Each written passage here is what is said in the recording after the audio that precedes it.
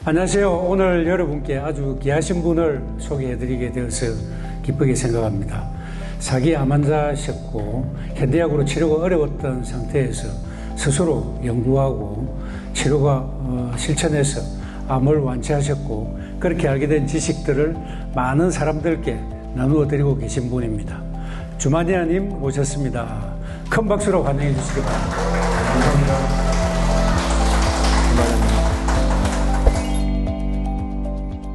제가 진료실에서 꽤 자주 만나는 환자 유형으로 자연요법 하러 오셨다는 분들이 있습니다. 현대약으로 치료가 어려워서 또는 항암 치료 부작용이 겁이 나서 수술을 하라는데 나이가 너무 많아서 몸이 너무 약해서 등등 이유는 다양합니다. 어쨌든 현대약 대신에 암 치료의 수단으로 자연요법을 받고 싶다는 것입니다. 저는 환자분이 가져오신 자료를 꼼꼼하게 검토해서 정확하게 분석한 다음에 치료 계획을 설명해 드리는데 환자분이 원하셨던 자연요법을 하게 되는 경우는 1%도 안 됩니다. 대부분 지금 상태에서는 현대약적 치료가 매우 중요하기 때문에 꼭 받으셔야 된다고 제가 길게 설명드리고 이해시켜서 대학병원으로 가시게 안내해 드리는 경우가 대부분입니다. 주마니아님은 이것에 대해서 어떻게 생각하십니까? 자연요법이라는 거 어떻게 보면 수단이거든요. 그럼 수단은 목표가 있습니다. 어떤 목적이 있습니다. 그러니까 우리가 어떤 목적을 달성하기 위해서 어떤 수단을 쓰는 거거든요. 그런데 우리는 대부분은 수단을 목적화합니다. 목표화하는 경우가 있어요. 그래서 난 현대하기 싫으니까 난 자연치유 할래. 이런 경우도 있고요. 또 자연치유는 검증되지 증명되지도 않은 거라니까 난 그런 관심 없고 나 그냥 병원 열심히 다녀서 나았을래. 이렇게 현대학을 통해서 나는 나을래. 그러니까 우리의 목표는 암의 치유죠. 암의 치유인데 그걸 난 뭘로 하겠냐라는 어떤 그 수단을 선택을 하는 건데 그런데 이제 덩샤오핑이 흑묘백묘론 하지 않았습니까? 검은 고양이나 흰 고양이나 쥐 잡을 수 있으면 그게 상관없다 이런 얘기를 했잖아요. 그래서 사실 우리가 만약에 암 치유를 얻는 데 있어서 현대의학이든 자연치유든 아니면 그게 한방이든 뭐든 나을 수 있으면 그냥 그거 이제 쓰면 되는 거지. 그거를 꼭 나는 이걸로 나을래. 그러면 내가 예를 들어서 현대의학 안 하고 내가 암이 치유됐다고 해서 나라에서 표창장 주거나 금태두른 무슨 자격증을 주거나 하는 건 아니거든요. 그래서 중요한 거는 지금 내가 뭘 하려고 하는 게 그게 어떤 의미로 왜 이거를 하려고 하는지를 좀 아실 필요가 있다. 그래서 예를 들어서 흑묘백묘 둘이 해서 쥐를 잡아요. 그래서 쥐를 잡습니다. 그러면 흑묘백묘 다 이용하면 되죠. 만약에 그런데 흑묘는 생쥐를 직접 잡지는 못하지만 이렇게 몰아가는 능력이 있어요. 백묘는 근데 그럼 몰아가는 능력은 없는데 딱 공격해서 포인트 잡아서 걔를 잡는 능력이 있습니다. 그러면 흑묘만으로 그 쥐를 잡을 수 있을까요? 백묘만으로 쥐를 잡을 수 있을까요? 그렇지 않습니다. 그게 합쳐져서 쥐를 잡겠죠. 그런데 나는 흑묘가 마음에 안 들고 난 백묘가 좋아. 그래서 난 흑묘 안 쓰고 난 백묘로만 쥐를 잡을래. 거꾸로 나는 흑묘가 좋아서 난 백묘, 난 얘가 백이 싫어. 그래서 나는 흑묘로만 쥐를 잡을래. 이거는 저게 기호죠, 기호. 나는 얘가 좋고 얘가 싫고 얘가 좋고 얘가 싫고 기호잖아요. 근데 기호로 판단을 하면 목적 달성을 못 합니다. 그래서 나는 현대하기 싫으니까 안 하고 자연치유가 좋아서 자연치유 할래. 혹은 자연요법을 할래. 나는 자연요법이 싫어서 안 하고 현대하기 좋으니까 현대학 할래. 이거는 본인의 기호일 뿐이고 목표 달성하는 데는 전혀 도움이 안 되는 판단이고 생각이다. 그래서 이제 중요한 건 뭐냐면요. 이 목표를 달성하는데 이 각각의 도구가 어떤 의미고 내가 지금 내 상황에서 어떤 게 필요한지 그리고 어떤 조합과 어떤 체계가 필요한지를 이해하시는 게 되게 전 중요하다고 생각을 합니다. 여러분 혹시 통섭이라고 들어보셨어요? 통섭? 네? 통합에서 조금 더 네? 진일보. 그러니까 통섭이라는 건 각각의 학문이 있는데요. 그거를 융복합한 게 이제 통섭입니다. 그러니까 그 옛날에는요, 원래 융복합이 안 됐어요. 왜냐면 그냥 각자의 영역이 있는 거예요. 그래서 예를 들어서 옛날에는 기존 경제학은 경제학 이론이 있잖아요. 그래서 경제학 이론을 가지고 이렇게 경제를 분석하고 하는데요. 이게 안 맞아요. 안 맞습니다, 이게. 경제 이론은 완벽한데 현실에 안 맞아요. 그래서 이게 왜 그런가 봤더니 경제 이론의 기본 전제가 인간은 매우 합리적인 사고와 판단을 한다는 걸 전제로 깔고 이론을 만듭니다. 그런데 보니까 인간이 합리적으로 판단하고 생각하지 않아요. 굉장히 비싼 거지만 내가 이거 만약에 뭐 명품백이다. 이게 사실은 값어치에 비해서 너무 고가야. 실제 기능 내서. 근데 사람이 산다는 거예요. 한정판이고 비싸면 더 산다는 거예요. 왜? 내가 이걸 삼으로써 어떤 심리적 만족을 얻는 겁니다. 실질적인 어떤 경제 가치를 따지는 게 아니라, 즉 인간은 매우 비합리적 선택을 한다는 거예요. 합리적이지 않다는 거예요. 네. 근데 비합리적인 인간이 합리적인 걸 전제로 해서 하니까 이게 안 맞아 들어가는 거예요. 그래서 뭐가 나왔냐면 심리학과 결합을 합니다. 경제학과 심리학이. 그래서 행동경제학이 나옵니다. 그러니까 이게 맞아 들어가는 거예요. 즉 우리가 어떤 목표가 있으면 나는 경제학을 한 사람이니까 난 무조건 경제학 이 이론으로만 할래. 근데 이게 안 풀리는 거예요. 그거 뭐가 돼요? 오픈 마인드가 해야 됩니다. 이것만으로 안 되면 다른 게 필요하면 다른 것까지 연결해서 내가 같이 이거를 하겠어라는 사실은 오픈 마인드가 필요하거든요. 그러면 이 치유에도 나는 원하는 게 뭐죠? 온전히 암이 낫는 거 아닙니까? 그러면 이 온전히 암이 낫는 게 목표인데 수단이 그렇게 중요할까요? 난 뭐로만 나을래? 그러니까 중요한 건 아니겠죠. 예. 그래서 사실은 그것도 통섭이 일어나야 되는 거다. 근데 여러분들 통섭이 일어나기 위한 조건이 뭔지 아십니까? 간절함하고 그리고 객관합니다. 근데 암 환자 대부분 간절함이 있죠. 낫고 싶으니까. 그런데 객관화가 없어요. 그냥 낫고 싶다는 욕망과 충동만 있습니다. 그러니까 누가 어떤 걸 하자고 해서 좋다고 하면 무조건 쫓아가는 거예요. 어떤 그게 객관적으로 이 암 치유에 어떤 관계가 있냐 그런 거를 이제 알아보는 게 아니라 그냥 어떻게 보면 그래서 내가 자연요법으로 낫겠다. 근데 원장님이 이렇게 들어보고 보고 이렇게 하면 이게 아닌 거거든요. 그래서 이제 설득을 하신다고 아까 그러셨잖아요. 열심히. 그러니까 지금 이걸 객관화하려고 하시는 거예요. 지금 환자 상태가 지금 그냥 자연요법 이거 그냥 해가지고 할 수 있는 그런 상태가 아니라 현대학도 필요하다 이런 걸 말씀하시는 거거든요. 아까 제가 흑묘, 백묘 얘기하지 않았습니까? 만약 흑묘가 쥐를 모는데 되게 특출난 능력이 있고 백묘가 쥐를 타켓에서 딱 공격해서 잡는 데 능력이 있다면 내가 쥐를 잡는 게 목적이면 둘을 다 융복합을 해야 되겠죠. 네, 그러면 뭐를 알아야 될까요? 흑묘의 특징을 정확히 알아야 됩니다. 흑묘의 특징과 기능과 재능과 이런 거를 정확히 알아야 되겠죠. 그리고 백묘의 기능과 특징 정확히 알아야 되겠죠. 그래야 내가 이 둘의 가장 이상적인 조합. 쥐를 다 몰았어요. 그러면 이제 흑묘는 필요가 없죠. 다 몰았는데 흑묘는 필요가 없잖아요. 그때 이제 백묘만 필요한 거죠. 근데 쥐를 몰지도 않았는데 백묘 가지고 하려는 건 되지가 않겠죠. 근데 나는 백묘가 좋고 흑묘는 싫으니까 무조건 상황이 아닌데도 무조건 백묘만 가지고 내가 쥐를 잡겠다. 혹은 그 거꾸로 이렇게 되지 않습니까? 그래서 뭘 아셔야 되냐면 자연요법이나 자연치유가 뭘 의미하고 뭘 하는지를 정확히 아셔야 돼요. 그래서 지금 이 상황에선 이것만으로 하는 게 맞는지 아니면 이것과 얘를 같이 하는 게 맞는지 판단을 하실 수 있어야 되는 겁니다. 그냥 기호가 아닌 거예요. 그래서 현대의학은 현대의학의 목표가 있고요. 개념이 있고 논리가 있어요. 또 자연치유는 자연치유만의 목표가 있고 개념가 있고 논리가 있습니다. 예, 그게 어느 것 한 가지로만 될 수 있다. 그러면 한 가지만 써도 돼요. 만약에 흑묘로만 얘가 쥐도 몰고 잡을 수 있다. 그러면 백묘 필요 없어요. 흑묘 가지고만 하면 됩니다.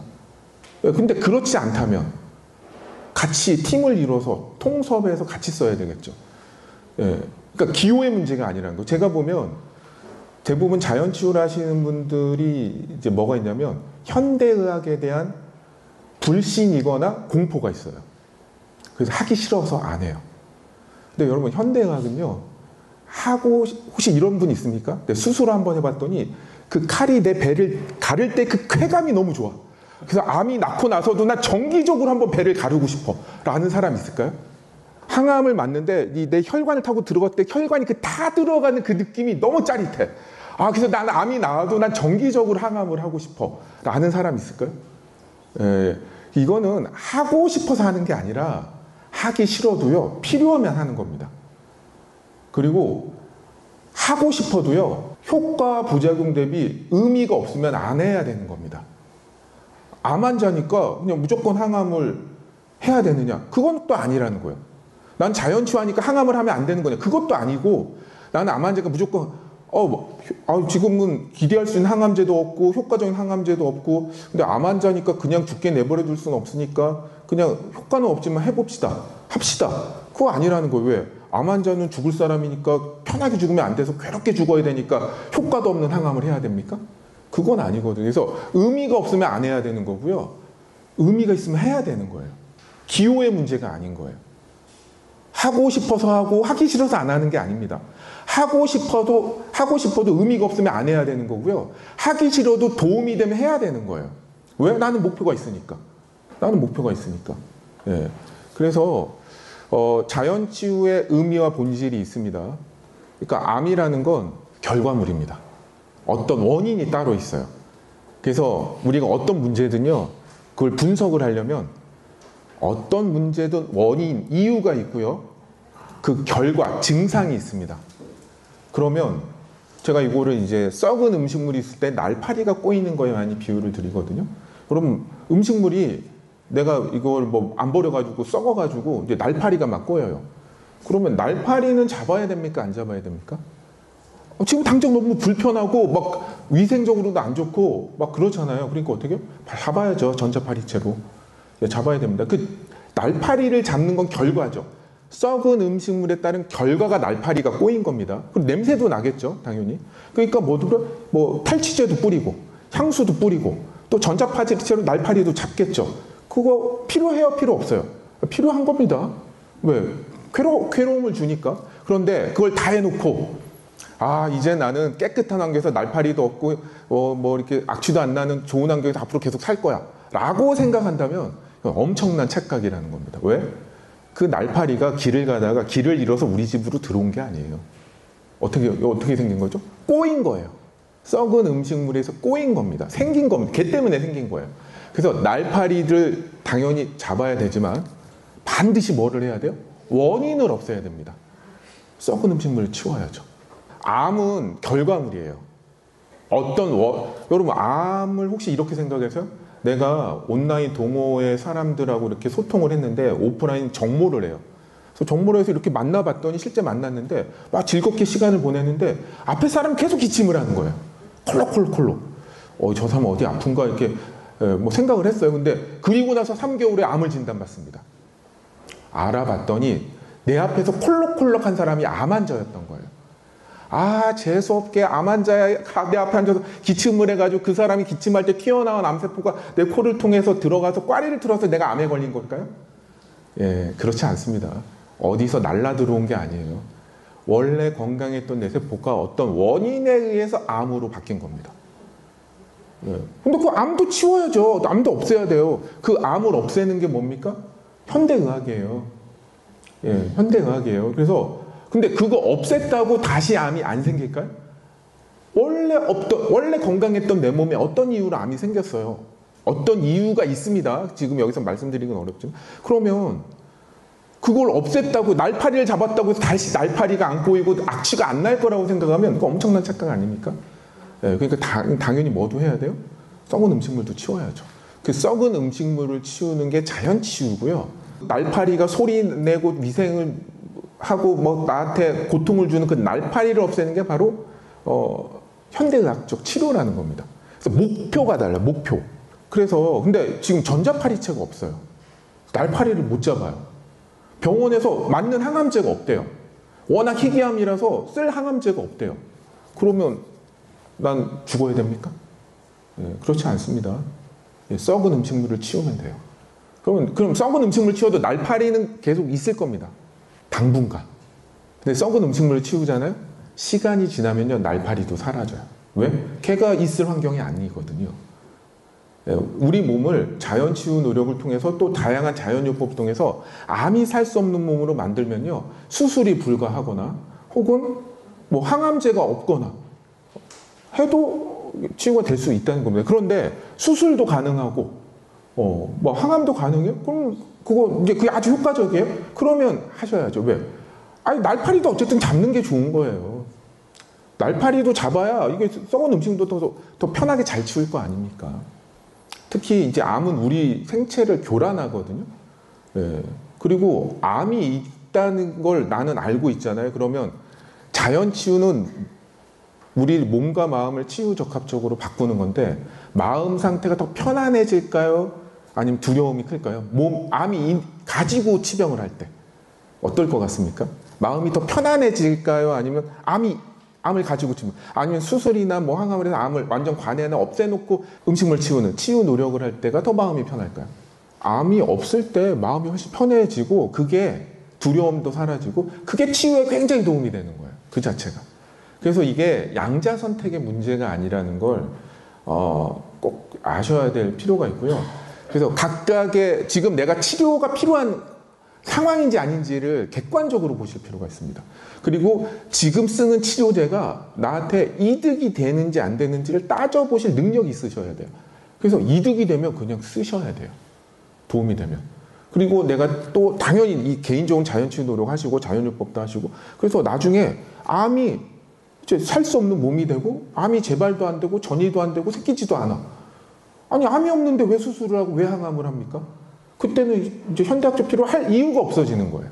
우리가 어떤 문제가 있으면요, 반드시 그 문제가 생긴 이유와 원인과 과정과 그 결과가 있는 거거든요. 그거에 대해서 잘 이해하실 필요가 있습니다. 근데 그건 하나도 모르겠고, 난 이게 좋으니까 이거 할래, 저게 좋으니까 저게 할래, 요렇게 판단하실 이제 문제는 아니다. 예, 그럼 여기서 하나만 더 말씀을 덧붙이자면, 사실은 암의 원인을 없애는 건 자연치유 노력, 여러 자연요법을 통해서, 오늘 주제인 그런 걸 통해서 바꾸는 거거든요. 예, 그런데 그러면 그렇게 바꾸면 되지 않느냐? 뭐 굳이 아까 썩은 음식물 치우면 날파리 다 사라지니까 결국에는 하면 되지 않느냐, 이제 이렇게 생각을 할 수가 있습니다. 사실 틀린 말은 아닙니다. 맞습니다. 그런데 이제 문제는 자연치유를 이해하고 한다는 게 그렇게 쉬운 문제가 아니라는 거예요. 누가 알려준 거 그냥 열심히 한다고 해서 그게 되는 게 아니라는 겁니다. 그러니까 왜 그러냐면요, 그게 여러분, 치유는 나를 바꾸는 노력이거든요. 나를 바꾸는 노력입니다. 치유적합적으로. 근데 나는 뭐로 이루어져 있냐면요, 몸과 마음으로 이루어져 있어요. 그래서 몸을 치유적합적으로 바꿔야 되고요, 마음을 치유적합적으로 바꿔야 됩니다. 그런데 몸은 치유적합적으로 바꾸기가 쉬워요. 왜? 눈에 보이는 무엇을 먹을지, 어떤 요법을 할지, 어떤 치료를 받을지 그 전문가의 조언에 따라서 하면 돼요. 근데 마음이라는 건 통제되지도 않고 의지로 되는 것도 아닙니다. 그래서 이 마음이라는 영역은 내가 이 치유 체계를 이해할 때 마음이 정립이 돼요. 치유적합적으로. 그래서 이 메커니즘도 알고, 이 방법의 가치도 알고, 이 기전도 알고, 또 그 효과도 정확하게 알 때 마음이 치유될 수 있는 조건이 됩니다. 그래서 단순하게 방법만 열심히 한다고 대부분 또 그러면 어떻게 돼요? 이 자연치유 요법이나 방법이나 이런 것들이 내가 하고 싶어서 하는 건 아니잖아요. 암에 걸렸으니까 나으려고 하는 거지. 그래서 먹고 싶은 것도 안 먹고, 먹기 싫은 거 억지로 먹고, 하기 싫은 운동하고 막 이러지 않습니까? 하고 싶은 것도 못하고. 그러면 그게 자체가 스트레스가 되죠. 그렇지 않습니까? 근데 스트레스는 우리 치유 시스템을 무력화하거든요. 그래서 이걸 이해해야 스트레스를 안 받고 하실 수가 있어요. 그래서 이걸 이해할 때 몸과 마음이 동시에 치유적합적으로 바뀌어서 매우 빠르게 이제 몸이 바뀔 수가 있거든요. 예, 그래서 처음에는 이 치유를 이해하고 하는 게 시간이 걸립니다. 그래서 처음에는 우리가 보통 표준 치료라고 하죠. 그런 거를 받아서 있는 거 없애놓고, 그러면서 또 몸을 만드는 게 이제 도움이 되고요. 또 하나의 또 이유가 있습니다. 처음에는 현대의학을 좀 하는 게 도움이 되는 그 의미가 있는 게, 암은요 원래 증상이 없어요. 그래서 암 조기 검진 사업을 하죠. 왜? 내 몸에 암이 사기도요, 내가 암 환자인 걸 모르는 사람이 굉장히 많습니다. 저도 그랬고. 왜냐면 증상이 없어요. 그러니까 고통이 없어요. 그래서 여러분, 누마티스 조기 검진 사업 이런 얘기 들어보셨어요? 누마티스는 조기 검진 사업을 안 해요. 왜? 자기가 아파서 와요, 병원에. 아파서. 그건 조기검진 필요 없어요. 그냥 이거는 증상이 생기면 그냥 아프니까. 근데 암은 하나도 고통이 없거든요. 그래서 조기검진했는데 암이래요. 근데 나는 하나도 아픔이 없어요. 통증도 없고 뭐 불편도 없어요. 그러면 뭐가 없어요? 절박함이 없죠. 내가 굳이 아프지 않은데 병원에서 암이라고 하는데 그냥 뭐 항암이나 하고 이렇게 하면 되겠지라고 생각을 하지, 내가 나를 철저하게 바꿔야 되겠다. 내가 좋아하는 음식도 끊고 건강에 좋은 음식 이런 거 먹고 내가 나를 총체적으로 바꿔야 되겠다. 운동도 열심히. 이런 생각을 못 해요. 왜? 절박함이 없기 때문에. 아프면 도움이 된다는 걸 다 합니다. 민간요법 뭐 고양이도 잡아먹고 막 그러잖아요. 옛날에 아프니까 뭐라도 하겠다는 생각이 있잖아요. 근데 암은 아픔이 없기 때문에. 그런데 암을 진단받고 수술이나 항암을 하면 어때요? 힘들죠. 아프죠. 그래서 내가 이거를 이게 암이 걸리니까 이게 고통이 있구나. 그래서 다시는 암이 재발되거나 내가 암 환자로 살면 안 되겠다. 나를 좀 바꿔야 되겠다. 이런 생각을 할 수가 있게 됩니다. 왜냐면 치료 과정에서의 고통 때문에. 오히려. 근데 오히려 뭐 그냥 처음부터 자연 치유한다는 사람은 뭐 그런 게 전혀 없으니까 그렇게 절박함이 없어요. 그러니까 대충 하는 겁니다. 그러면 이게 죽도 안 되고 밥도 안 되는 그런 상황이 되거든요. 그래서 처음에는 그 수술의 고통도 좀 느껴보고 항암의 고통도 느껴보고. 제가 이런 말씀 가끔 드리거든요. 처음부터 항암도 안 하시고 뭐 아무것도 안 하시는 분한테 만약에 자연치유에서 이제 치유가 되실 텐데 치유가 되고 나면 누군가 물어볼 거 아닙니까? 항암할 때 느낌이 어떠셨어요? 근데 모르잖아요. 내가 항암을 안 해봤으니까. 이게 한 번도 경험을 한번 해봐야 되겠구나 생각해서 병원 가서 항암 해달라고 해줄까 안 해줄까요? 안 해줍니다. 왜? 멀쩡한 사람을 항암을 처방을 안 해줘요. 그러니까 이게 항암을 경험한다는 건 이게 내가 하고 싶다고 해서 할 수 있는 게 아니에요. 나으면 못해요. 그러니까 어떻게 보면 또 암 환자의 특권이 이 항암제가 이런 맛이구나. 뭐 이게 암 환자가 아니면 항암제 맛 알겠습니까? 모를 거 아닙니까? 혹시 여기 뭐 암 아니신 분이 항암제를 알까요? 느낌을 알까요? 모르시잖아요. 뭐 이럴 때 한번 경험도 해보고 이게 이런 맛이구나, 이런 매운 맛이구나, 다시는 이런 매운맛을 내가 안 봐야 되겠다, 이런 좀 마음도 가질 수 있는 거고, 그게 내가 치유를 하는 동력이 또 됩니다. 그래서 그런 측면에서 처음에는 표준 치료를 받는 게 생긴 거 없애놓고 원인 같이 없애는 게 가장 저는 효과적이고 이상적이다. 흥묘백묘 한 팀으로 만들어서 하는 게 제일 효과적이지 않을까 이런 생각을 합니다. 주만대원께서 말씀하셨지만 하기 싫더라도 현대약을 하실 필요가 있고, 또 하고 싶다고 하더라도 현대약을 그만둬야 될 때도 있습니다. 그거는 이제 오늘의 주제는 아니지만 현대약을 언제 그만둬야 되느냐, 그것도 우리 암 환자분들께 굉장히 중요한 타이밍이거든요. 그 결정을 전문가들과 의논을 해가지고 잘 결정을 하셔야 됩니다. 주만의원님이나 저 같은 전문가들은 현대약적 표준 치료의 효능과 한계, 자연요법의 효능과 한계를 너무나 잘 알고 있기 때문에 암 환우분들께 정확하게 설명드리고 안내해드릴 수 있지만, 환우분들이나 보호자분들은 그 차이를 정확하게 알고 계신 분이 많지 않은 것 같습니다. 자연요법이라는 것이 바로 식이요법, 운동, 마음관리, 생활습관 교정인데, 그것들은 현대약 치료를 받더라도 반드시 함께 하셔야 할 항목이라는 것을 말씀드립니다. 즉, 자연요법은 현대약 대신에 하는 것이 아니고 현대약과 함께 동시에 하셔야 할 것이라는 것입니다. 자연약을 원해서 오셨던 그분들이 생각하는 자연요법이 어떤 걸 희망했었는지는 정확히 모르겠지만, 아마도 특별한 약초나 특효약 같은 대체요법이나 민간요법을 상상하셨을 수 있습니다. 일단 현대약적 표준치료, 대체의학, 보완의학, 통합의학, 자연요법에 대한 정확한 정의를 제가 설명드리고, 그 다음에 주만의원님으로부터 자연요법의 정의에 대해서 상세한 설명을 듣도록 하겠습니다. 여러분 잘 아시는 수술, 항암치료, 방사선치료를 표준치료라고 하죠. 표준은 말 그대로 표준화라는 의미입니다. 전 세계 어디를 가듯이든 어떤 상태일 때는 어떤 수술을 하고 어떤 항암제를 쓰고 방사선치료는 어떤 강도로 몇 번을 해라는 것이 딱 정해져 있습니다. 어느 병원에 가나 똑같이 합니다. 우리는 무조건 빅5라고 해서 서울의 큰 병원에서 치료받기를 원하시지만 사실은 치료 방법이 똑같다는 의미입니다. 물론 수술 테크닉은 교수님마다 차이가 있겠죠. 그렇다고 반드시 서울에 계신 교수님이 잘하시는 건 아니고 지방에 계시면서도 전국적으로 명색이 자자하신 교수님도 많기 때문에 교수님을 잘 선택하는 것이 수술에서는 중요하겠지만 항암 치료나 방아선 치료는 표준화되어 있기 때문에 굳이 서울을 찾아가실 필요가 없다는 뜻입니다. 현대학적 표준 치료를 거부하고 선택하는 요법을 대체의학이라고 합니다. 그러니까 현대학과 반대되는 개념이죠. 당연히 과학적인 증명이 되지 않은 것들입니다. 그런 과학적 근거가 약한 치료 방법을 대체의학이라고 합니다. 보완의학은 표준치료는 아니지만 표준치료와 함께 하면 표준치료의 부작용을 줄일 수 있고 표준치료의 성공률을 더 높일 수 있는 치료 방법들을 보완의학이라고 합니다. 당연히 과학적으로 입증되어 있는 치료들입니다. 이 보완의학과 표준치료를 합친 치료법을 통합의학이라고 합니다. 방금 설명드린 정의는 제가 정한 게 아니고 미국의 NIH, 즉 미국 국립보건원이라는 기관에서 그렇게 정의해 놓았습니다.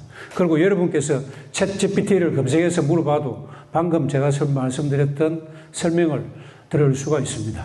표준치료, 대체의학, 보완의학, 통합의학이 뭔가는 정확히 아시겠죠. 이제 자연요법이 무엇인지를 주마니아님을 통해서 자세한 설명을 들어보시기 바랍니다. 주마니아님 부탁드립니다. 어떤 수단은 목적을 달성하기 위한 그 도구라고 표현을 했습니다. 그래서 내가 암 환자로서 이제 어떤 거를 해야 될지를 이제 판단하고 하는데요. 현대의학은 제가 증상을 없애는 게 목적이라고 제가 말씀을 드립니다. 암의 대표적인 증상은 뭘 것 같습니까? 덩어리 자체입니다. 덩어리를 만들거든요. 그래서 그 덩어리가 커지면서 또 전이 되면서 이제 우리 정상 조직을 압박하고 파고들고 또 무력화시켜가지고 우리가 이제 죽음에 이르는 거거든요. 그래서 치료는, 현대학적 치료는 덩어리 진암을 없애는 게 목표입니다. 우리가 표준치료 3대 요법 있잖아요. 수술, 항암, 방사. 그 덩어리 진암을 없애는 그 툴이 바로 3대 요법입니다. 여러분, 수술하고 나서 이렇게 의사가 얘기를 하죠. 이 암이 당신의 몸에서 퍼져서 죽는데 우리가 이렇게 덩어리 없앴어요. 이렇게 수술한 거 보여주잖아요. 뭐 사진으로 찍어서도 보여주고, 저도 사진 찍은 거 봤거든요. 네, 그리고 항암에서 사진 찍어서 보여주죠. 당신 이 암이 퍼지는데 우리가 항암 써가지고 이렇게 암을 해서 보여주죠. 방사에서도 보여주죠. 당신 암이 퍼져서 죽는데 우리가 방사해서 이렇게 죽여서 없앴어. 보여주죠. 예. 그래서 있는 암을 없애는 겁니다. 그런데 이 수술이나 항암 방사 자체가 우리 몸에 부담을 줍니다. 예. 그런데 옛날에는 이게 전부였어요. 왜냐하면 암이라는 게 돌연변이 된 세포, 내 몸을 통제를 따르지 않고 무한분열하는 세포들이라서 얘를 깨끗하게 없애는 게 목적이에요. 없애는데 없앨 수 있는 방법이 3가지밖에 없는 거예요. 수술항암 방사. 다른 거는 안 없어져요. 그러니까 이 3가지만 하는 겁니다. 그런데 깨끗하게 없애는데 어떤 문제가 있냐면 또 생기는 거예요. 재발해서 죽고, 전이 돼서 죽고, 그럼 또 하다 보니까 이제 뭐 암이 아니더라도 이게 너무나 고통스럽다 보니까 우리가 면역력이 떨어지고 치유력이 떨어지면 나중에 폐렴, 폐혈증, 장기부전 이런 게 오거든요. 그렇게 해서 돌아가시는 분이 너무 많은 거예요. 그리고 이제 연구가 되다 보니까 암이 결과물인 게 이제, 결과물인 겁니다. 그러니까 암에 기여하는 다양한 요인이 또 있는 거를 알게 돼요. 그러면 직접 이게 암을 없애지는 못하지만 암이 생기는 거를 좀 차단을 해서 암이 이렇게 성장하고 그런 걸 좀 막을 수 있는, 그러니까 직접적으로 암이 없애는 데는 좀 한계가 있지만, 그리고 환자들이 옛날에는요 70년대 80년대 이전에는 사실 암 진단 받잖아요. 멀쩡하다는 사람이 병원 가면 죽어서 나옵니다. 진짜 그때는 그랬어요. 의사 선생님도 암만 봐요. 왜냐면 암세포가 한 마리라도 살아있으면 다시 커져서 죽을 거기 때문에 아주 가혹한 치료를 합니다. 왜? 어차피 죽을 거니까. 한 마리라도 살아있으면 죽을 거니까. 그러니까 이 사람을 보는 게 아니고요, 암을 보고 합니다. 그러니까 이게 그냥 암을 없애다가 사람이 죽는 일이 비일비재한 겁니다. 근데 이제 환자를 점점, 의학에서도 환자를 보고 삶의 질을 봅니다. 그러니까 옛날엔 무조건 광범위 절제예요. 우리가 소모주 눈이 아니니까, 암세포가 안 보이니까 암이 있는 부위만 자르면 이게 한 마리라도 튀어나가면 얘가 또 자라가지고 또 죽음에 이르니까 그냥 광범위 절제합니다. 항암도요, 그냥 이빠이 하는 거예요, 그냥. 환자가 죽든 살든. 왜? 어차피 암이 남아있으면 죽으니까. 예. 하야 이렇게 했던 겁니다. 근데 삶의 질이 중요하고, 우리가 얼마를 살도 어쨌든 그 사는 과정에서의 삶의 질은 되게 중요한 거 아닙니까? 암 환자는 어차피 죽을 사람이니까 그냥 막 괴롭게 살다 죽어야 됩니까? 그건 아니잖아요. 예, 그러니까 치유가 되고 안 되고를 떠나서 삶의 질은 되게 중요하다는 거예요. 암 환자로서 또 암 환자로서 삶에서도. 그러니까 그 치료라는 게 암 환자의 어떻게 보면 그 자존감과 혹은 그걸 완전히 뭉갤 정도의 그런 가혹한 치료를 받는 건 답이 아니다. 그러니까 그걸 또 이제 3대 요법도 조정을 하기 시작하고요. 그리고 다양한 암의 기전이나 이런 또 알게 되면서 대체 요법 혹은 또 기능학, 예, 또 보완 요법 이런 게 이제 나옵니다. 근데 그런 거의 특징이 뭐냐면 건강성을 훼손을 덜 한다는 거예요. 3대 요법보다. 효과는 확실하지 않은데 건강성, 삶의 질 측면에서 되게 도움이 된다는 겁니다. 예, 그런데 옛날에는 그 대학병원 선생님들은 3대 요법 아니면 안 해요. 왜 안 할까요? 왜 안 하냐면요. 현대의학의 목적은 암을 없애는 건데 암이 안 없어집니다. 해도 암이 안 없어져요. 도움은 되는데 없어지진 않아요. 예, 그러니까 안 하는 거거든요. 목적이 이건데 목적 달성을 못하니 안 하는 겁니다. 그런데 우리 의사 선생님의 목적, 그러니까 대학병원 선생님 목적은 암을 없애는 건데 그런 걸로 암이 안 없어지니까 이 3대 요법을 주구장창 하라고 하시는 겁니다. 왜? 사실 암을 보고 하시는 거니까. 근데 환자인 우리 입장에서는 그게 너무 힘든 거예요. 그러니까 이거 말고 좀 암 치유에 도움이 될 수 있는 게 없을까라는 생각을 하는 거죠. 또 그런 수요가 있으니까 그런 거에 관심이 있는 의사 선생님들이 또 그런 것도 연구도 하고 또 그런 치료도 하고 하는 겁니다. 그래서 그걸 하는 거거든요. 예. 그런데 그게 이제 한계가 이제 큰 거죠. 그런데 이제 자연치유라는 것, 자연요법이라는 것과 이제 이게 같이 가면 그게 굉장히 효과적이라는 겁니다. 그래서 자연요법에 대한 정의에 대해서 이제 여쭤보시니까 인위적이지 않고 혹은 어떤 화학적이지 않고 그 자연에서 우리가 구할 수 있고 혹은 자연과 함께 뭔가를 하는, 그런데 암의 치유에 도움이 되는 여러 요법이라고 할 수 있습니다. 그러면 자연요법을 하는 게 도움이 되고 또 그게 얼마나 의미가 있느냐. 여러분, 우리 몸은요, 깡통이 아닙니다. 깡통이 아니라는 건 뭐냐면 우리 몸은 암을 치유할 수 있는 다양한 기능을 다 가지고 있어요. 여러분, 만약에 내가 쓰레기 소각장 옆에서 살아요. 그럼 다이옥신을 많이 마시겠죠? 그럼 암에 걸려 죽느냐? 그게 아니라는 거예요. 다이옥신이 많이 들어와도요, 그걸 해독하고 배출하는 어떤 해독 시스템이 있습니다. 그래서 그런 게 많이 들어와도 그걸 해서 암이 안 걸릴 수가 있어요. 그리고 유전자의 변이는 항상 생기거든요. 우리가 복제를 해야 되기 때문에. 우리 몸은 끊임없이 새로운 세포를 생성을 해야 됩니다. 그 과정에서 유전자의 오류가 생깁니다. 그게 이제 이상세포고 그게 또 암이 되거든요. 그럴 때마다 그걸 또 회복하는 시스템이 우리 몸 안에 또 있습니다. 망가진 유전자를 복원하는 시스템이 있고요. 그 복원이 안 될 정도로 많이 망가졌을 때는 그게 이제 암이 되기도 하는데, 그거를 이제 종양억제 유전자 같은 것들이 그게 이제 병적인 암이 안 되게 이렇게 또 통제도 합니다. 그래서 그런 것들이 잘 기능을 하면 우리가 암 환자가 아닐 수가 안 되는 거거든요. 근데 그런 게 건강성이 무너지면 이제 병적인 암이 되는데, 그래서 이제 자연치유의 목적은 건강성을 살리는 겁니다. 그런데 암을 타켓으로 공격적인 치료일수록 건강성을 훼손을 갖고 와요. 그러니까 이게 서로 대척되는 약간 느낌이 있죠. 그래서 암을 치유하는데 우리 몸의 건강성을 회복하는데 가장 부합한 게 그걸 이제 자연요법인 겁니다. 그러니까 우리가 자연에서 나는 음식 혹은 다양한 어떤 요법, 예, 대표적인 게 요즘 유행하는 맨발 걷기도 자연요법이고, 맨발 걷기보다 훨씬 강력한 게 토사요법이거든요. 이렇게 모래찜질하는 거. 예, 그런 게 훨씬 또 효과적입니다. 또 그런 건 부작용이 전혀 없으면서 내 몸의 치유력을 높여서 암의 성장을 막으니까 무조건 이득이죠.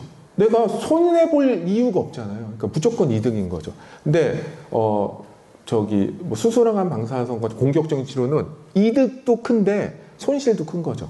혹은 가끔씩은 손실이 더 클 수도 있는 상황이 될 수 있기 때문에, 그리고 길게 보면요, 우리가 만약에 공격적인 투자를 해서 큰 수익을 보기도 하지만 공격적인 투자를 계속하면 어떻게 돼요? 나중에는 크게 손실 봐서 아예 퇴출되기도 합니다. 시장에서. 이게 너무 리스크가 큰 투자를 많이 하다 보면 크게도 성공하지만 그걸 반복하면 아예 시장에서 퇴출당해요. 그래서 좀 안정적으로 투자할 때 이게 자산이 커져가는 거거든요. 그러니까 자연치유는 그런 거예요. 아주 빠르게 막 있던 암이 갑자기 뿅 하고 사라지는 뭐 마술 같은 일은 일어나지 않지만 수술하면 바로 사라지잖아요.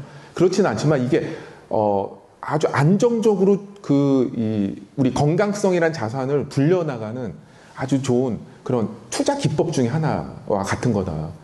예, 그래서 예를 들면 뭐 배당주 투자하면 안정적으로 불어나지 않습니까? 크게 뭐 이렇게 우리가 그 대박을 칠 수는 없지만, 그래서 자연치유는 기본적으로는 우리 몸의 그 건강성을 해하지 않으면서도 또 빠르게 건강성을 치유력을 회복시켜주는 그런 방법들이다. 그래서 식사요법, 운동요법, 다양한 뭐 녹즙요법, 온열요법, 토사요법, 또 명상요법 이런 걸 통해서 우리 몸이 무너진 건강성을 빠르게 회복해서 암이 살 수 없는 몸을 만들어주는데 아주 기본적인 거다라고 할 수가 있습니다.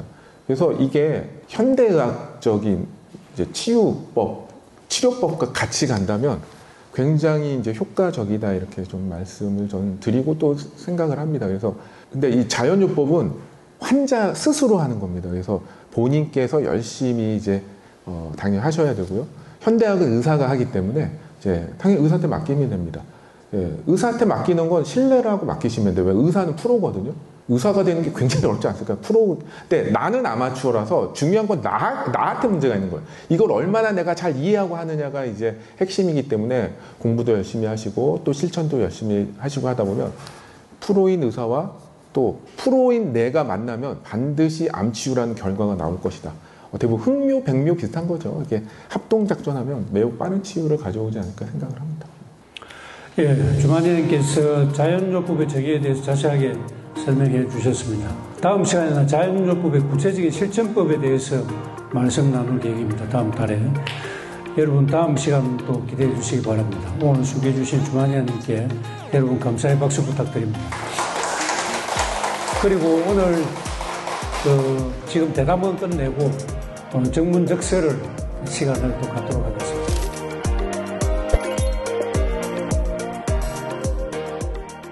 네, 저는 암이 발생한 지가 지금 1년이 넘었는데 위암인데요.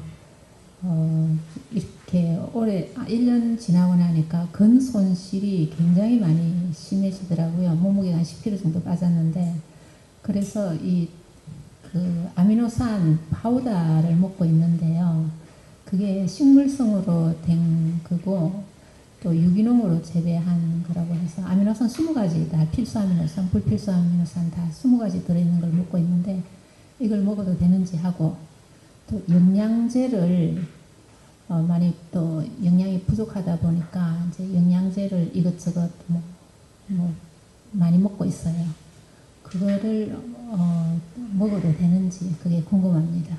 혹시 위암이라고 하셨죠? 혹시 뭐 수술을 하셨나요? 아니요. 수술을 안 하셨고? 예. 이제 근손실은 사실 이제 먹는 것과 또 우리가 단백질을 충분히 먹는다고 해서 근육이 붙는 건 아니거든요. 그건 부하가 걸려야 됩니다. 그러니까 우리가 식사와 운동, 근력 운동이 같이 가야 이제 근육이 붙거든요. 예, 그런데 이제 우리가 어떤 식사를 어떻게 하시는지는 제가 이제 잘 모르지만 보통 암 걸리고 나서는 이제 식단 관리를 하죠.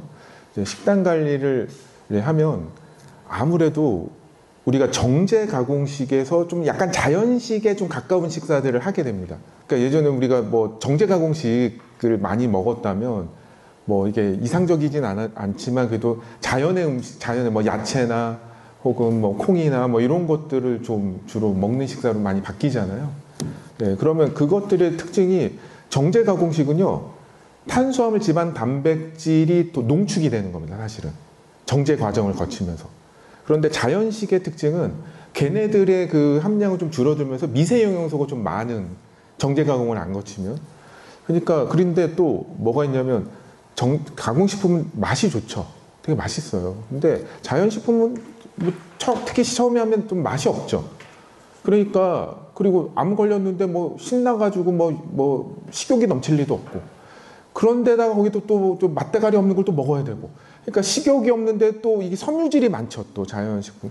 그러니까 또 섬유질이 많으면 그 섬유질 어차피 소화를 못 시키기 때문에 소화기관이 좀 부담이 걸리고, 또 암 환자들은 대부분 소화기관이 기능이 떨어져 있습니다. 그러니까 소화도 안 되니까 많이 못 먹고. 그러니까 이게 되다 보면 또 암 환자 피곤하고 운동도 많이 못 하고 하다 보니까 이게 또 치료받고 하다 보면 활동도 줄어들고 먹는 것도 줄어들면서 근육이 빠르게 빠지는 경우가 많은 겁니다. 그래서 이제 아까 아미노산 제제를 말씀하셨는데, 우리가 치유의 큰 원칙이 하나가 있어요. 그러니까 우리 치유 조건 중에 이제 식이적 치유 조건, 영양적 치유 조건이 있는데요. 그거는 음식을 통해서 먹을 때 의미가 있습니다. 내가 만약에 부족하다 그러면 영양제단 링겔이나 그것도 해야죠. 그런데 그게 있어요. 그러니까 우리가 최상이 있고, 그러니까 최선이 있고, 차선이 있고, 보통이 있고, 차악이 있고, 최악이 있다라고 하면, 음식을 통해서 내가 필요한 어떤 영양상 모든 것을 충족할 때가 최상이다. 그러니까 여러분, 식사는 목적이 있어요. 식사는 뭐냐면, 우리가 식사를 하는 목적은 두 가지거든요. 밥을 안 먹으면 우리 암 이전에도 다 식사했잖아요. 지금 암 나으려고 식사하는데 암 이전엔 왜 식사를 했을까요? 암 이전엔 왜 밥 먹었죠? 배고프니까. 배고프면 힘없으니까. 즉 에너지를 얻으려고 우리가 식사를 하는 겁니다. 그러면 에너지가 얻는 게 유일한 목적이면 피자, 햄버거, 아이스크림, 떡볶이, 튀김 이런 게 최고예요. 왜? 칼로리가 높으니까. 그러면 그런 거 먹으면 되거든요. 그런데 그것만이 목적이 아닙니다. 에너지만이 목적이 아니라 우리 몸이 반드시 외부에서 들어와야 되는 게 있어요. 우리 몸이 돌아가려면. 그게 바로 미세 영양소들입니다. 비타민, 미네랄, 효소, 파이토케미칼, 엽록소, 그리고 물, 하여간 그런 것들이 들어와야 우리 몸이 돌아가요. 그러니까 우리 몸은 그냥 깡통이라서 그냥 있는 게 아니라 1초에도 수테라바이트의 어떤 대사가 일어납니다. 그래야 우리 몸이 유지가 돼요. 그런데 그게 돌아가려면 이 미세 영양소가 있어야 우리 몸이 돌아가거든요. 그런 게 문제가 돼서 생긴 것 중에 대표적인 게 암인 거예요. 그래서 우리가 음식을 통해서 에너지를 얻는데 반드시 먹어야 돼요. 거기에 그 음식 안에 에너지가 있지만 뭐도 있어요? 영양소도 있는 거예요. 그래서 우리가 음식을 통해서 이거를 다 충족을 해야 돼요. 에너지도 충족을 하고 영양도 충족을 하고. 그게 가장 이상적이라는 겁니다. 그런데 우리 현대인은 바쁘고 하니까 어떻게 해요? 또 그런 건 별로 맛이 없으니까 정제 가공식품들 그런 거 먹죠. 그럼 칼로리는 충족이 돼요. 그런데 우리가 또 이제 좀 들은 게 있잖아요. 비타민이 있어야 되고 우리 몸에 미네랄도 필요하고 효소도 필요하니까 그런 거가 또 그런 음식에는 없으니까 그걸 영양제로 먹죠. 그리고 마음의 위안을 삼죠. 나는 그래도 이런 거 먹었으니까 나는 문제가 없을까, 건강할까요? 예. 근데 그게 별로 의미가 없다는 거예요. 그걸 따로 먹으면. 중요한 건 뭐냐? 음식을 통해서 이 둘을 같이 해결하셔야 됩니다. 그래서 우리가 암은 대사질환이라고 하잖아요. 대사가 당뇨, 고혈압부터 해서 모든 것들의 그런 질병들이 근원이 되거든요. 그런데 그게 언제부터 이렇게 암이 폭발적으로 늘어나고 이런 대사질이 폭발적으로 늘어났냐? 그게 식사가 산업화되면서부터입니다. 식사가 산업화되면서부터. 그게 이제 1900년, 70년대 갑자기 미국에서 심장병, 암, 당뇨, 고혈압이 막 폭발적으로 늘어요. 그러니까 그때는 이걸 몰랐거든요. 갑자기 늘어나니까 이제 의회에서, 미국 의회 상원에서 그 조사위원회를 설치합니다. 미국 국민의 건강과 질병에 대한 보고서라고 해서 맥거번 상원 의원이 그거를 이제 2년간에 걸쳐서 수백 명의 과학자가 그거를 이제 발표를 하죠. 그래서 거기서 이렇게 얘기합니다. 이런 모든 병은 병원에서 약으로 고치는 게 아니다. 음식을 바꿔야 된다. 구석기 시대 음식으로 바꿔야지 이 문제 해결된다. 라는 겁니다. 즉, 식품이 산업화되면서 칼로리는 많아지는데 영양의 불균형이 옵니다. 그게 대사적 문제를 일으켜요. 칼로리는 높은데 영양소가 낮은 음식이 최악의 음식인 겁니다. 그래서 어떤 음식이 좋으냐? 칼로리는 낮으면서 영양은 높은. 그게 일반적인 자연식이에요. 그래서 우리가 자연식을 해야 되는 거예요. 그 균형을 이룰 때 우리 몸이 가장 자연스러운 겁니다. 여러분, 우리 인류 역사상 언제부터 이 단백질의 성분인 아미노산을 아미노산 형태로 먹어본 적이 있을까요? 우리 인류가? 아미노산 형태로 먹어본 적이 있을까요? 그냥 음식에 있는 단백질을 분해해서 아미노산을 흡수를 했던 거예요. 그러니까 이게 특정 성분만 들어가면 이게 우리 몸은요, 그거를 되게 난처해지는 거예요. 실제 여러 역학이나 임상을 해보면 충분히 영양제로 영양소 공급하는데 질병이나 그런 거는 오히려 더 사망률이 늘어나는 거예요. 도움이 안 된다는 거예요. 이게 이론적으로는 되게 좋아야 될 것 같은데. 왜냐? 우리 몸이 영양제로 먹어서 그게 돌아가는 시스템이 아닌 겁니다. 최상은 뭐예요? 이 자연의 음식을 통해서 필요 충분 조건이 충족이 되는 거예요. 이 자연의 음식만으로. 이 반드시 우리 몸에서 외부에서 들어와야 되는 게 있다고 했습니다. 영양소 3대 영양소예요. 탄수화물, 지방, 단백질. 그래서 탄수화물은 에너지원의 주고요. 그래서 탄수화물이 내 에너지원이고 8가지 아미노산과 두세 가지 필수 지방산을 음식을 통해서 들어와야 되고요. 그게 에너지입니다. 3대 영양소가 에너지이자 내 몸의 구성 요소고요. 그리고 에너지는 아닌데 우리 몸에 대사작용을 하는데 필수적인 것들이 있어요. 20가지 비타민, 미네랄, 각종 수만 가지 효소와 파이토케미칼이 그리고 충분히 섭취하는 물 이런 것들이 들어와야 내 몸이 원하는 대로 돌아갈 수가 있습니다. 근데 만약에 그럼 차선은 뭐냐? 내가 식사를 잘 못하고 부족해. 그러면 영양제라도 드시고 아미노산 제제라도 드시는 게 맞죠. 그게 부족하다면. 근데 그게 바람직한 건 아니다. 그러니까 최상은 아니다라는 건 알고 있고 그래서 우리는 뭘 추구해야 돼요? 최상을 추구하는 거예요. 최선을 추구하고 최상을 추구하는 겁니다. 그래서 우리가 이제 음식을 공부하고 식이를 공부하셔서 다른 그러니까 영양제가 필요하면 먹어야죠. 부족한 것보다 어쨌든 먹어서라도 충족하는 게 낫겠죠. 그런데 가장 이상적인 건 내가 식사를 잘해서 그런 영양제가 필요 없는 상태를 만드는 게 최선이다. 여러분 우리는 일반인입니까? 암 환자입니까? 암 환자죠. 문제가 있는 사람이잖아요. 그래서 일반인은 사실은 그렇게 해도 문제가 안 될 수도 있어요. 왜? 문제가 원래 없으니까 유지하는 거야 영양제, 보조제 해서 해도 돼요. 근데 우리는 암 환자잖아요. 그럼 암 환자는요 일반인보다 더 건강한 삶을 살아야 돼요. 이상적인 걸 해야 됩니다. 왜? 암이 나야 되잖아요. 그래서 더 이상적인 걸 해야 됩니다. 그래서 내가 치유가 될 때까지는 어떤 시기를 어떻게 해야 될지에 대해서 정확히 이해하시고 나는 그거를 현실에서 충족을 하셔야 된다. 그래서 지금은 필요해서 아미노산 제제를 드시고 영양제, 보조제 드셔도 되고 드실 필요가 있을 수 있어요. 그런데 3개월 후, 4개월 후, 6개월 후, 1년 후에도 그러시면 안 된다. 3개월 후, 6개월 후에는 그게 필요 없는 식사를 하셔야 된다. 라는 걸 좀 말씀을 드리고 또 질문 하나 더 있으셨나요? 아연이라는 네. 부분에서 저희가 병원에서 아연과 selenium을 처방을 네. 했어요. 네. 그래서 지금은 부족하니까 그런 처방하고 그걸 보충하는 건 의미가 있어요. 네, 그런데 그게 왜 부족하냐 이거죠. 왜 부족하냐. 그게 정제 가공식은 정제 가공 과정에서 그게 다 삭혀 나가거든요. 예, 근데 또 하나의 이제 현대사의 문제는 뭐냐면 우리가 이제 환경이 오염되고 산성비가 내리다 보니까 그런 사실 땅에 있는 미네랄이 이제 식물의 뿌리를 통해서 줄기와 열매, 잎을 통해서 우리가 먹어서 그걸 공급을 하는 거거든요. 근데 산성비가 오면서 땅이 척박해져요. 그러니까 우리가 옛날의 1900년대 사과와 지금의 사과의 영양은 너무나 차이가 나요. 그래서 사실 저는 녹즙요법 같은 걸 하는 거거든요.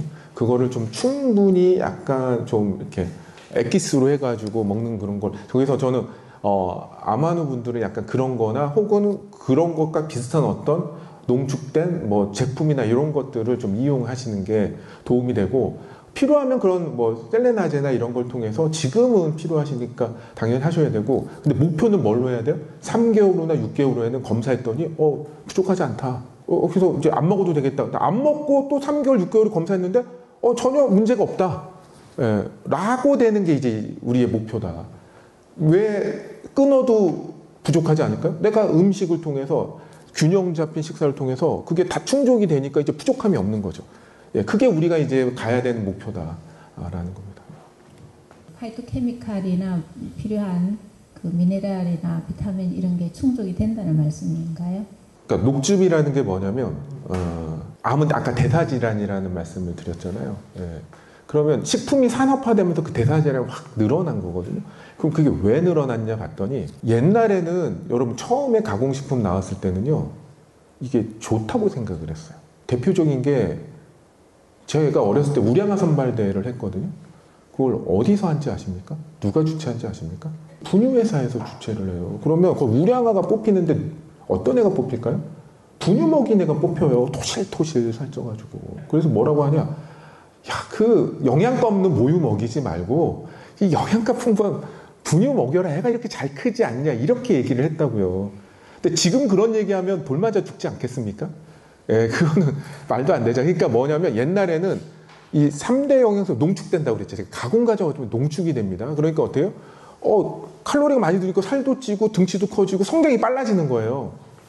성장이 빨라지는 거예요. 근데 그게 한쪽 측면으로 보면 그 지금의 영양학적 지식을 보면 비타민, 미네랄, 효소, 파이토 다 부족한 불균형한 식사였던 거예요. 그러니까 보기에는 덩치도 커지고 키도 빨리 크고 하는데 내부적으로 무너져 가는 거였죠. 그걸 우리가 알게 된 거거든요. 그러면 이런 대사적 문제가 생긴 거의 가장 키포인트는 뭐냐? 비타민, 미네랄, 효소, 파이토케미칼 이런 미량 영양소의 부족인 거거든요. 그래서 야채, 과일을 많이 먹어야 된다고 얘기를 하는 겁니다. 야채, 과일, 통곡물. 그런데 이제 문제가 있어요. 어떤 문제가 있냐면 우리는 이미 건강성이 깨졌잖아요. 그죠? 그리고 인슐린 저항성도 오고. 그래서 또 대부분 그 암이 올 정도면 위장관이 다 기능이 떨어집니다. 그래서 이제 야채, 과일을 먹어야 되죠. 거기에 왜냐면 비타민, 미네랄, 효소, 파이토케미칼 이런 게 많이 들어있으니까, 수분도 많이 들어있으니까 먹는데 문제가 뭐냐면 얘네들에는 불용성 섬유질이 주성분이에요. 불용성 섬유질. 그 섬유질이 있죠. 불용성. 그 안에 이 영양소가 콕콕콕 박혀 있는 겁니다. 그런데 문제는 뭐냐면 이 불용성 섬유질이 우리는 소화를 못 시켜요. 그러니까 그거를 먹어서 이렇게 소화해서 흡수하는데 매우 효율이 낮아요. 그래서 뭐 연구로 따지면 한 17%? 먹은 거에 17% 정도 흡수가 안 되고, 또 문제는 뭐냐면 우리가 야채를 아무리 열심히 씹어도요, 식물 세포가 있죠. 식물 세포를 깨지를 못해요. 그러니까 식물의 외에 있는 영양분만 흡수를 하고 진짜 이제 밀도 높은 영양 성분들은 이 식물 세포 안에 있는데 깨지 못하니까, 여러분 뭐 시금치 먹으면 변 보면 시금치가 그대로 나오기도 하잖아요. 그러니까 뭐냐면 그 안에 있는 영양분은 빼먹지 못하고 그냥 나오는 거거든요. 그러니까 얘가 그냥 나가는 거예요. 그러니까 흡수율이 낮죠. 근데 이거를 어쨌든 흡수하려고 소화하려고 엄청나게 노력을 하는데 그게 안 되는 거예요. 그리고 또 하나의 문제는 뭐냐? 암 환자는 암은 소모성 질환이거든요. 그러니까 이제 빼빼 마르다가 나중에는 껍질만 남죠. 피부, 이제 뼈와 피부만 남죠. 그래서 악액질이라고 합니다. 흡수력이 매우 떨어져요. 그래서 이거를 암은 소모성 질환인데 소화 흡수하는데 에너지를 제일 많이 씁니다. 우리 몸에서, 기초대사에서. 우리는 그 에너지를, 우리가 아까 에너지를 필요한 게 식사라고 하지 않았습니까? 근데 에너지를 어디다 쓰느냐? 첫 번째는요, 기초대사라는 거였습니다. 기초대사는 뭐냐면 우리 간 돌려야 되잖아요. 신장 돌려야 되잖아요. 심장 뛰게 해야 되잖아요. 호흡해야 되고요. 뇌 돌려야 되잖아요. 그러니까 가만히 숨만 쉬어도 돌아가. 그리고 체온 유지해야 되잖아요. 그거한테 쓰는 에너지가 기초대사입니다. 그게 절대적으로 써요. 그리고 여기 강의 들으려면 여기 와야 되고 밥도 먹어야 되고 무슨 뭐 이렇게 운동도 해. 그거 활동대사라고 해요. 거기에 에너지 써야 되잖아요. 근데 그 활동대사가 크지가 않아요. 이 기초, 가만히만 있어도 엄청난 에너지를 쓴다고요. 그런데 암은 소모성 질환이라서 그런 거 하는데도 부족한데 이게 절대적이에요. 이 소화기관 돌리는데. 그런데 그렇게 돌려봤자 얻는 게 없는 거예요. 그러니까 이게 되게 뭐라고 그러죠? 난관. 되게 지금 힘든 상황 아닙니까? 그래서 이 난관을 좀 효율적으로 넘길 방법이 없을까 해서 나온 게 그래서 불용성 섬유질을 전부 제거한 순수한 엑기스. 그 엑기스에 뭐가 응축돼 있을까요? 비타민, 미네랄, 효소, 파이토케미칼. 이런 것들이 응축돼 있겠죠. 그러면 이건 물이잖아요. 그럼 먹으면 얘가 돌아갈 이유가 없어요. 즉 에너지를 안 쓰고요. 바로 흡수돼서 20분 안에 각각의 세포로 딜리버리가 됩니다. 그런데 이거 그냥 야채를 먹었을 때 이거 소화 흡수하는데 6, 7시간 걸리고 흡수는 찔끔. 그리고 에너지는 완팍 쓰고. 그러니까 이게 되게 어려움이 있는데, 그래서 즙 형태로 먹으면 매우 빨리 에너지를 쓰지 않으면서 효과적으로 그걸 보충을 해줄 수가 있는 거거든요. 예, 그런데 아까 질문이 그러면 이게 다 되느냐라는 말씀을 하셨잖아요. 가장 효율적이라는 거죠. 그럼 되느냐 안 되느냐는 먹는 양에 따라 달라진 거죠. 이걸 만약에 10cc 먹었다고 해서 충분히 되진 않겠죠. 예, 그러니까 이거는 되느냐는 먹는 양이 결정할 거고, 만약 이렇게 질문하신다. 가장 효율적이냐, 이런 미세영에서 공급하는 가장 효율적인 방법이냐라고 하면 그렇다라고 답변 드릴 수 있습니다. 모든 거는 치유라는 개념이 있고 치유로라는 개념이 있거든요. 비타민, 미네랄, 효소는 치유제로서 쓰입니다. 내 몸이 이제 대사가 이루어지고 하는데, 근데 파이토케미칼은요, 필수 영양소가 아니에요. 근데 얘네들 다양한 기능을 해요. 근데 우리가 건강성이 떨어지면서 그 다양한 기능이 떨어집니다. 근데 우리는 당장 살아야 되잖아요. 암도 막아야 되고 억제도 해야 되고, 우리 몸 안에 그게 있는데 지금 우리 건강성이 떨어져서 그걸 못 해주는 거예요. 근데 녹즙의 파이토케미칼이 그 역할을 대신해줘요. 암의 개시, 진행, 촉진, 삶의 모든 단계에서 브로킹 역할을 해주는 겁니다. 이 녹즙이, 그러니까 야채가 그걸 해주는데, 야채를 먹어서는 그게 너무 비효율적이니까 얘가 굉장히 효율적이라고 그랬잖아요. 그러면 녹즙은 내가 만약에 간이나 신장이 그걸 충분히 커버할 수 있다면 최대치를 먹는 거예요. 내 몸이 허용할 수 있는 최대치. 무조건 많이 먹으라는 게 아니라, 그러면 암을 억제하는데 굉장히 도움이 된다. 그래서 저는 3년간 2리터를 먹었습니다. 근데 그 이후에는 안 먹어요. 왜? 저는 암 환자가 아니니까. 그러니까 암 환자가 아니면 많이 드실 필요는 없어요. 근데 내가 그러면 하루에 한두 잔도 아주 훌륭합니다. 치유제로서는. 그러니까 지금은 가급적 내 신장이나 간 수치를 봐가면서 이게 적은 양부터 하셔야 돼요. 처음부터 많은 양 하면 부담이 될 수 있거든요. 적은 양부터 하면 신장과 간이 더 좋아집니다. 왜? 이 녹즙은 암을 없애려고 먹는 게 아니라 우리 세포에게 필요한 영양소를 공급하기 위해서 주는 거기 때문에 당연히 더 좋아지는 거예요. 겁먹으실 필요 없이. 선입견 갖지 말고 이렇게 드시다 보면은 점차, 그래서 피 검사해서 확인해서 몸에 더 당연히 좋아집니다. 모든 기능을 다 해요. 왜냐면 우리 몸엔 모든 기능이 있기 때문에 이런 미세 영양소가 그 대사라는 게 그 모든 기능을 하게끔 해주는 기름칠 역할을 해주는 겁니다. 바로 이 미세 영양소들이. 그러니까 그런 걸 충분히 공급을 할수록 나는 더 건강해지고, 다양한 이제 암에 있어서도 그 브로킹 역할들을 하는 그 시스템이 더 발현이 잘 되겠죠. 녹즙을 드시는 건 되게 효율적이다, 암 환자에게 도움이 된다, 이렇게 저는 생각을 합니다. 저는 현미식을 할 때 제 느낌에 소화를 한 5분의 1도 못 시킨다는 생각이 자꾸 들더라고요. 그래서 현미를 지금 한 반반 정도 섞어서 좀 먹는데, 원래 현미를 먹으면 그렇게 이렇게 흡수가 안 되는 건지. 우리가 정제 가공하지를 않으면, 우리가 정제 가공한다는 건 사실 외피를 깎는 거거든요. 어떤 것도. 화학적으로든 아니면 물리적으로든. 그러면 모든 미세 영양소는 사실 외피에 대부분 집적이 돼 있어요. 그리고 외피, 우리가 사과도 겉은 껍질이 질긴데 과육은 부드럽잖아요. 그러니까 뭐냐면 불용성 섬유질은 당연히 외부를 보호하고 있습니다. 그러니까 우리가 현미는 왕겨만 벗긴 거고, 미강을 다 벗겨내면 이제 하얀 그 백미가 나오지 않습니까? 거기에는 섬유질이 이제 거의 없는 거죠. 그냥 사실은 당질만 있는 거예요. 그러니까 영양가는 없고, 그러니까 부드럽고 맛있으니까 소화는 잘 되죠. 여러분, 소화 흡수가 가장 잘 되는 음식이 뭔지 아세요? 정제 가공식이에요. 가장 정제 가공식 소화 흡수가 잘 됩니다. 왜냐면 섬유질 다 깎아내고 부드럽게 막 다 연화제 넣고 막 해가지고 했기 때문에 가장 소화 흡수가 잘 되는 거예요. 그러면 소화 흡수 잘 되는 게 그게 도움이 될까요? 여러분, 소화 흡수가 잘 되는데 뭐가 소화 흡수가 잘 될까요? 당이 확 오르는 거예요. 당의 흡수가 빨라지는 거예요. 여기서 소화 흡수는 당의 흡수가 빨라지는 겁니다. 백미는요, 소화 흡수가 잘 되죠. 혈당 확 오르는 거예요. 그래서 우리가 목표가 두 가지가 있어요. 뭐냐면 소화 흡수, 그러니까 흡수를 늘려야 되는 대상이 있고요. 흡수를 최대한 막아야 되는 대상이 있어요. 그럼 늘려야 되는 건 뭐죠? 비타민, 미네랄, 효소, 파이토케미칼, 이런 것들 흡수를 최대한 늘려야 되고요. 최대한 필요하긴 한데 최대한 막아야 되는 게 바로 당입니다. 포도당입니다. 즉 혈당입니다. 소화 흡수가 안 된다고 했잖아요. 소화 흡수가 안 되는 건 좋은 건 아니에요. 근데 그거는 좀 이따 얘기하고, 소화 흡수가 안 되면 혈당적 측면에서 어떨까요? 혈당이 빠르게 오를까요? 느리게 오를까요? 느리게 오르겠죠. 네, 느리게 오릅니다. 왜 녹즙은요, 불용성 섬유질을 제거하고 먹느냐? 소화 흡수를 늘리기 위해서요. 왜? 이거는 좋은 거니까.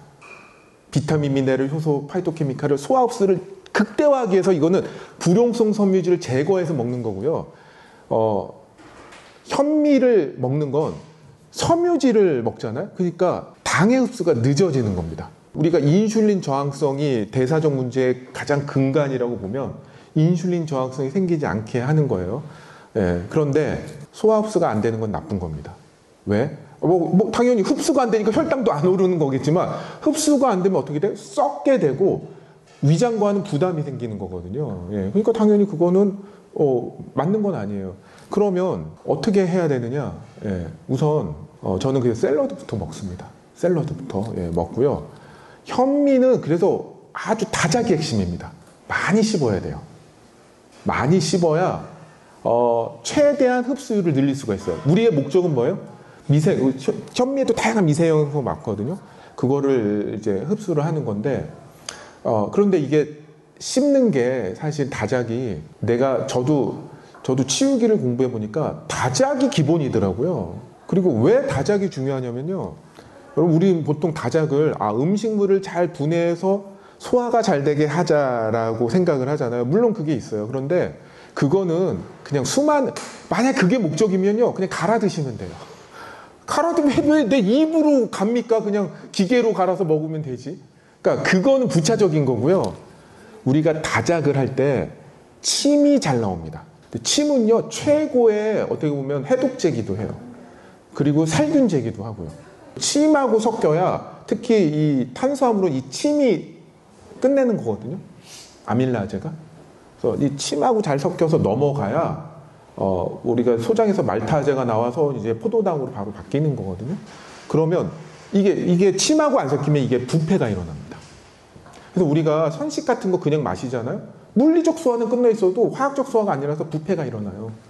그러면 부패는 뭐예요? 독성이죠. 그러니까 이거는 나한테 치유제가 아니라 독성으로 작용을 하는 겁니다. 그래서 현미를 잘 안 씹으면 그게 부패되면서 독성으로 작용을 하겠죠. 그러니까 당연히 안 되겠죠. 네, 그래서 최대한 씹어 먹는 게 좋고, 그게 어려우면 그게 또 씹어도 그게 한계가 있을 수 있거든요. 그래서 가능하면 발화현미, 내가 치아가 안 좋거나 씹는 게 힘들다 그럼 발화현미 드시는 방법도 있고, 저는 현미죽으로 먹어요. 현미죽을 아주 오래 푹 끓여서 현미죽으로 그걸 죽이 물이 되도록 씹어서 먹습니다. 그러면 그런 문제가 대부분 다 해결이 돼요. 혈당도 올리지 않고, 원래 죽으로 끓이면 약간 GI 지수가 높아지거든요. 그런데 그래서 샐러드를 먹으면 나중에 먹으면 그런 문제가 다 해결되고 유익함만 남습니다. 그래서 섞어서 드시는 건 차선이고요. 최선은 내가 그거를 최대한 다작하면서 저는 죽으로 드셔도 되고요. 어떤 분은 소화가 안 되거나 못 드셔서 백미를 드시는 분도 있다고 하거든요. 저는 목에 칼이 돌아도 그렇게 백미를 못 먹습니다. 제가 그 의미를 알고 뜻을 아는데 어떻게 백미를 먹습니까? 그러니까 모르니까 먹는 거예요. 그러니까 모르니까 그냥 타협하는 거예요. 그냥 현미 소화 안 되니까 백미 먹어 이렇게 되는 거거든요. 알면 방법을 찾겠죠. 그래서 저는 만약에 제가 이제 소화를 못 시키는 상황이다, 현미를. 그럼 저는 이렇게 할 거예요. 현미밥을 물을 많이 넣고 한 30분, 1시간 끓여요. 그럼 이게 뿌옇게 우러납니다. 그 국물이라도 마시겠어요, 제가. 어떻게든 방법은 있습니다. 내가 의지가 없고 또 그 목표가 없고 집요함이 없으니까 그냥 대충 편하게 타협을 하는 거지, 내가 치유의 조건을 알고 그 조건을 어떻게 해서든 내가 내 상황에서 그걸 충족을 하겠다는 목표의식이 있으면요, 답은 다 있어요. 저는 답은 다 있다고 생각을 합니다. 어떤 상황에서도. 주마니아님이 드신 녹즙은 어떤 걸 섞어서 드셨습니까? 이제 녹즙의 또 재료의 원칙이 있습니다. 예, 재료의 원칙은 이제 뭐냐면, 우리 몸에선 아까 제가 에너지와 영양소가 필요하다고 했잖아요. 근데 녹즙은 칼로리를 먹기 위해서 먹는 건 아니고 그 영양소를 충족하기 위해서 먹는 거거든요. 근데 영양소는 주요 영양소 20가지 비타민, 16가지 미네랄, 수만 가지 효소와 파이토케미칼을 이제 공급하는 게 목적이거든요. 근데 특정한 한 가지가 그걸 다 포함하고 있지는 않아요. 그래서 중요한 건 다양성이 중요합니다. 다양성. 그래서 기본 큰 원칙은 잎채소, 줄기채소, 뿌리채소를 골고루 쓰는 거예요. 그래서 뿌리가 가진, 그러니까 왜냐하면 여러분 뿌리는 땅에 박혀 있잖아요. 그럼 땅에는 다양한 또 미생물도 있고 거기에 대응하는 어떤 또 파이토케미칼이 나옵니다. 그러니까 뿌리와 잎과 줄기, 또 잎은 태양을 많이 받잖아요. 그럼 자외선에 대항하는 어떤 파이토케미칼이 많이 나오고요. 그래서 뿌리, 잎, 줄기를 골고루 해야 그 다양성이 보존이 됩니다. 그러면 그게 큰 원칙이고 또 파이토케미칼은 색깔로 또 표현이 돼요. 그래서 다양한 색깔의 야채를 쓰는 겁니다. 그게 대원칙입니다. 녹즙을 쓰는 대원칙. 또 우리가 야채를 먹는 대원칙이기도 해요. 그래서 미국에서 Eat a 5-a-day라고 해서 하루에 5가지 색깔의 야채를 먹자 이런 운동도 있거든요. 암 예방을 위해서. 그러면 이제 구체적인 실천법으로는 케일과 신선초가 50%에서 60%를 씁니다. 그럼 케일과 신선초는 뭐냐? 줄기와 잎입니다. 그럼 뭐가 없죠? 이제 뿌리가 없죠. 뿌리는 당근, 비트, 무 이런 걸 씁니다. 그리고 이제 초록색과 뭐 노란색 이런 게 있는데 이제 흰색 계열이 없죠. 그건 양배추 같은 것도 십자가채소 쓰고 그리고 새싹 채소, 뭐 밀싹이라는 거 이런 거. 그래서 이렇게 그 다양하게 해서 하면 가장 이상적이고 완벽한 뭐 녹즙이라고 저는 생각을 합니다. 암 환자에게서 이 해독이 어떤 것인지, 이 해독의 종류는 또 어떤 것이 있는지, 꼭 필요한 것인지 궁금합니다.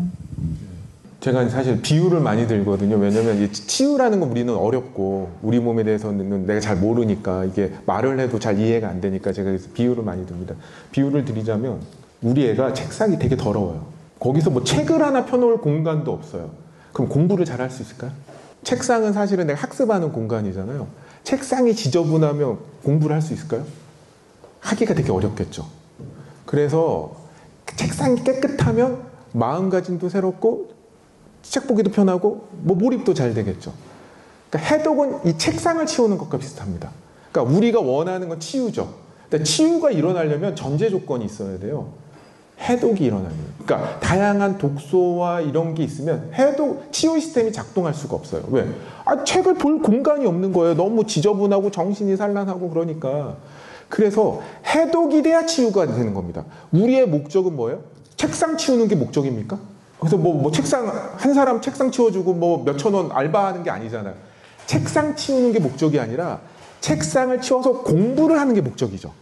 그렇죠. 책상 치우는 것 자체는 목적이 아니잖아요. 해독은 목적이 아니에요. 해독은 치유를 하기 위한 전제 조건이에요. 그러면 그래서 이렇게 제가 해독을 앞차라에 비유를 하고요. 치유를 뒷차에 비유합니다. 그럼 여러분 내가 신호 대기 중인데 앞차가 안 가. 파란불인데도. 그럼 나 갈 수 있어요? 없어요? 못 가죠. 앞차가 가야 내가 가는 거죠. 그래서 해독이 이루어져야 치유가 이루어집니다. 그러니까 그게 되게 중요한 거죠. 그러면 이제 이런 질문이 해독을 어떻게 해야 해독이 일어납니까? 이제 이런 질문이 당연히 뒤따르지 않겠습니까? 해독을 하는 어떤 자연치유법이 있고 치유를 하는 자연치유법이 있는 건 아닙니다. 그러니까 이제 또 비유를 하자면 내가 운전을 하잖아요. 악셀레이터를 밟으면 어떻게 될까요? 지가 알아서 기아가 1단에서 2단, 3단, 4단, 5단, 7단까지 가요. 자기가 알아서. 그러니까 왜? 이거 자동 변속이거든요. 브레이크를 밟으면 다시 기아가 내려갑니다. 옛날 수동 때는 내가 다 해야 되는데. 그런데 우리 몸은요, 자동 기어 시스템이에요. 그래서 내가 그냥 자연치유법을 해요. 자연식을 먹고, 명상을 하고, 운동을 하고, 숙면을 하고, 휴식을 하고, 뭐 이러면 어떻게 돼요? 해독이 필요할 땐 해독을 하고요. 치유가 필요하면 치유를 합니다. 그냥 자동 변속 기어처럼. 뭐 특정한 게 있는 게 아니라. 그러니까 나는 그냥 뭐 하면 돼요? 자연치유를 하면 돼요. 다만 아까 자연요법 얘기했잖아요. 오늘 주제 아닙니까? 해독의 타켓을 맞춘 자연요법들이 있어요. 그러면 그건 언제 하는 게 좋을까요? 치병 초창기 때 하면 좋겠죠. 왜? 치병 초창기 때 보면 엄청나게 오염돼 있어요. 저도 마찬가지로 진짜 말하기 부끄러울 정도로 엄청나게 오염이 돼 있습니다. 그러니까 오염이 돼 있으면 독소가 쌓여 있으면 내가 지금 뭘 해도 치유가 안 되는 거예요. 그럼 빨리 해독을 해야 되겠죠. 뭐 당연히 자연치유하면 해독이 되는데 왜냐면 우리 몸 안에는 해독 시스템이 있어서 해독이 되는데 그걸 빨리 끝내야 앞차가 빨리 나가야 내 차가 빨리 나갈 거 아닙니까? 그래서 제가 초창기 때 많이 했던 게 풍요. 예, 풍욕이 우리 몸을 해독하는 거를 예, 뭐 하여간 악셀레이터 밟아주는 거죠. 빨리 해주죠. 풍욕. 예. 그리고 녹즙도 해독을 빠르게 해줍니다. 녹즙. 그 제가 뭐 시간이 있으면 원래 구체적인 데이터에 그런 그 임상 그런 내용도 설명을 해드리고 싶은데 그래서 녹즙도 그렇고요. 또 하나 저는 뭐 이거는 연결이 전혀 안 된다고 생각하실 수도 있는데 치유기 보는 게 또 암 환자에서는 해독과 관련이 있다고 생각해요. 왜냐면 치유기를 보면 공포에서 벗어나거든요. 여러분 이 공포에서 벗어나는 게 왜 해독하고 관련이 있냐면요. 여러분 우리 그러니까 해독을 왜 해요? 독소가 있으니까 해독을 하잖아요. 그럼 독소는 어떤 과정을 통해서 생길까요? 두 가지가 있습니다. 독소는 외부에서 들어오는 게 있어요. 뭐 미세먼지 또 뭐 저기 뭐 살충제, 뭐 보존제, 뭐 이렇게 색소 그리고 여러 첨가물 이런 게 들어와서 이제 또 배기가스 뭐 이런 게 이제 독소가 되겠죠. 우리 몸에 피부 호흡기 통해서 이렇게 음식을 통해서 뭐 담배, 술도 마찬가지고 막 이렇게 들어오겠죠. 예, 그 외부에서 들어온다고 해서 그걸 외부 독소라고 합니다. 그런데요, 자체적으로도 독소가 생겨요. 대사하는 과정에서. 예를 들면 우리가 탄수화물이 포도당으로 바뀔 때 이산화탄소가 배출이 되고요. 아미노산이 단백질이 아미노산이 될 때도 여러 가지 암모니아를 비롯해서 이런 독소가 나옵니다. 예, 그리고 지방도 고지방산 이런 게 막 나오고요. 예, 그러니까 우리가 소화 흡수하고 하는 과정에서도 독소는 나와요. 그걸 내부 독소라고 하고요. 그런데 치명적인 내부 독소가 있습니다. 그게 뭐냐면 극단적인 두려움과 공포, 불안, 초조감을 느낄 때 엄청난 독소가 나와요. 그러면 내가 암에 대한 공포와 두려움과 그런 거에 쌓여 있으면서 녹즙 먹고 운동하고 풍요간다고 해독이 되느냐? 해독은 되겠죠. 근데 계속 해독해야죠. 계속 해독만 해야 돼. 왜? 엄청난 독소가 계속 생기니까 해독만 하고 있어요. 그러면 우리의 목표는 치유잖아요. 소는 누가 길러요, 그럼? 해독만 하고 있는데. 치유라는 소는 누가 기릅니까? 해독하다가 볼일 못 보는데. 그래서 빨리 암에 대한 공포에서 벗어나셔야 돼요. 저는 치유기를 보면서 우리 몸의 완벽함과 자연치유 노력의 위대함을 좀 깨닫습니다. 그러면 마음의 평안함이 오고 자신감이 생깁니다. 그거 자체가 독소를 원천적으로 막는 거고요. 그거 자체 그렇게 되면 부교감이 상대적으로 오르거든요. 부교감이 상대적으로 오르면 우리 몸의 해독 시스템이 잘 돌아갑니다. 왜냐하면 부교감이 활성화될 때 해독 시스템이 활성화가 돼요. 그러니까 이게 굉장한 건데 내가 두려움과 공포 속에 있을 땐 교감이 오르면서 해독 시스템이 무력화돼요. 생긴 독소를 못 없앱니다. 그런데 내가 자신감과 희망을 가지면 어떻게 돼요? 부교감이 올라가면서 독소는 안 생기는데 안 생기는 독소는 잘 빠져요 또. 이게 엄청난 차이가 있겠죠. 그래서 제가 정리하면 풍욕, 녹즙, 치유기. 예, 제가 그걸 청사진 세운다고 표현하는데 그게 되면은 그 해독은 매우 빠르게 될 거다. 네, 이렇게 제가 말씀을 드리겠습니다. 간 청소에 대해서는 어떻게 생각하세요? 예? 간 청소요? 간에 간은 여러 가지 지방 덩어리나 이런 것들이 이제 들어있고 막 그게 이제 우리가 오래 쌓이다 보면 녹이 쓸고 엔진에 때가 끼듯이 간에도 간도 해독 기간이니까 하거든요. 청소해주면 좋은데 안 한다고 해서 그러면 나을 게 안 낫냐?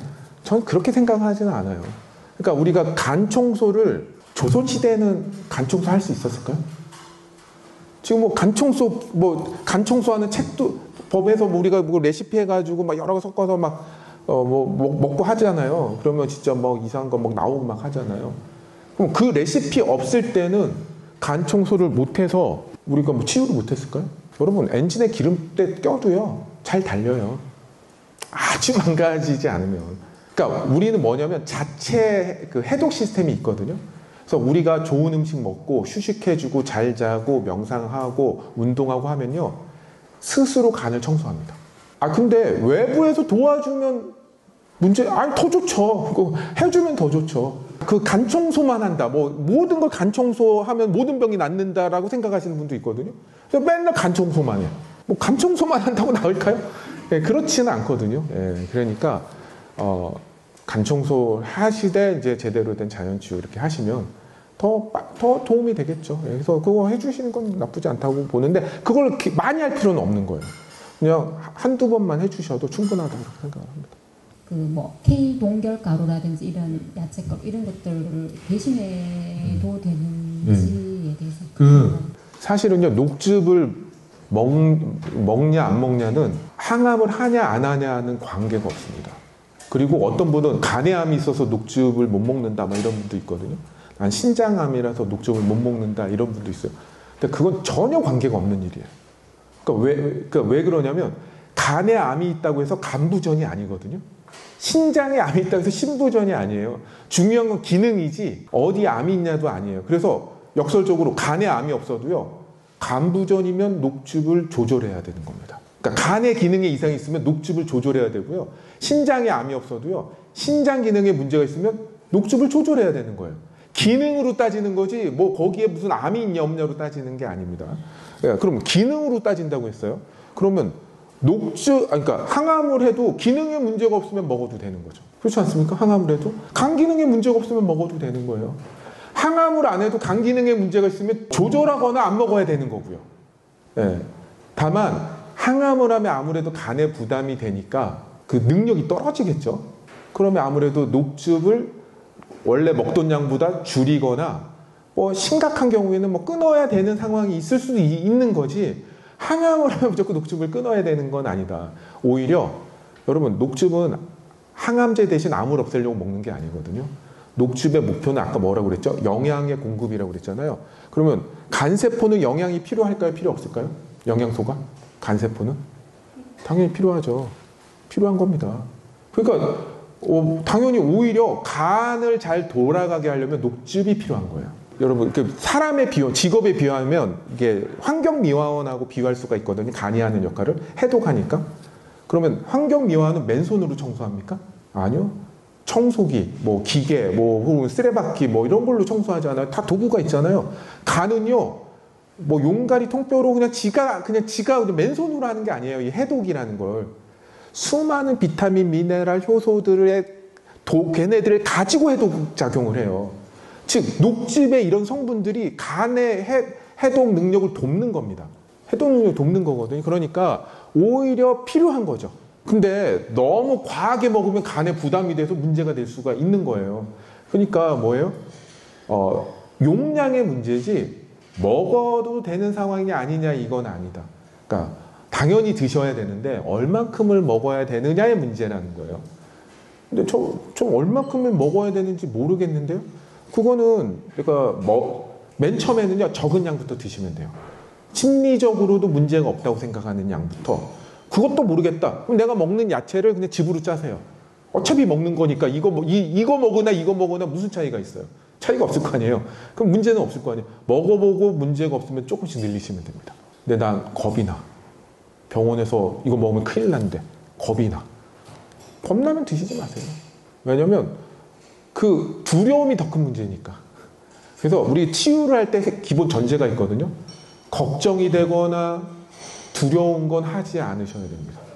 그거는 그럼 뭐 해야 되느냐? 공부하셔야 돼요. 공부해서 걱정이나 두려움이 사라지면 그때 하시면 돼요. 그러니까 동결건조 가루는 우리가 그 물에 타면 이렇게 녹즙처럼 보이잖아요. 그래서 이제 그 녹즙이라고 생각하고 드시는데 그건 녹즙이 아니죠. 녹즙의 정의는 불용성 섬유질을 제거한 순수한 액기스입니다. 그래서 동결건조는 그냥 우리가 야채는 계절을 타죠. 계절성이 있잖아요. 재배를 해야 되니까. 그리고 부피가 크죠. 왜 부피가 클까요? 수분 함량이 절대적이라서 부피. 그러면 수분이 많으면 쉽게 상하죠. 그러니까 이런 좀 부피가 크고, 그러니까 이걸 많이 사놓고 한 번에 먹을 수도 없고, 그럼 막 버려야 되고, 그럼 버리는 경우가 많잖아요. 야채 많이 사놓고. 그래서 또 부피는 크니까 가지고 다니기 힘들고, 그래서 그런 좀 어려움을 해결한 게 건조해서 하는 겁니다. 그럼 건조하면 우선 부피가 확 줄겠죠. 그리고 덜 상하겠죠. 수분이 없으니까 미생물이 번식을 안 하니까 쉽게 안 상하겠죠. 그래서 오래 두고 먹을 수가 있겠죠. 그리고 먹기 간편하죠. 부피가 작으니까. 물에 타서. 그리고 다양하게 먹는 게 쉽죠. 그래서 야채를 편하게 먹는 하나의 방식이에요.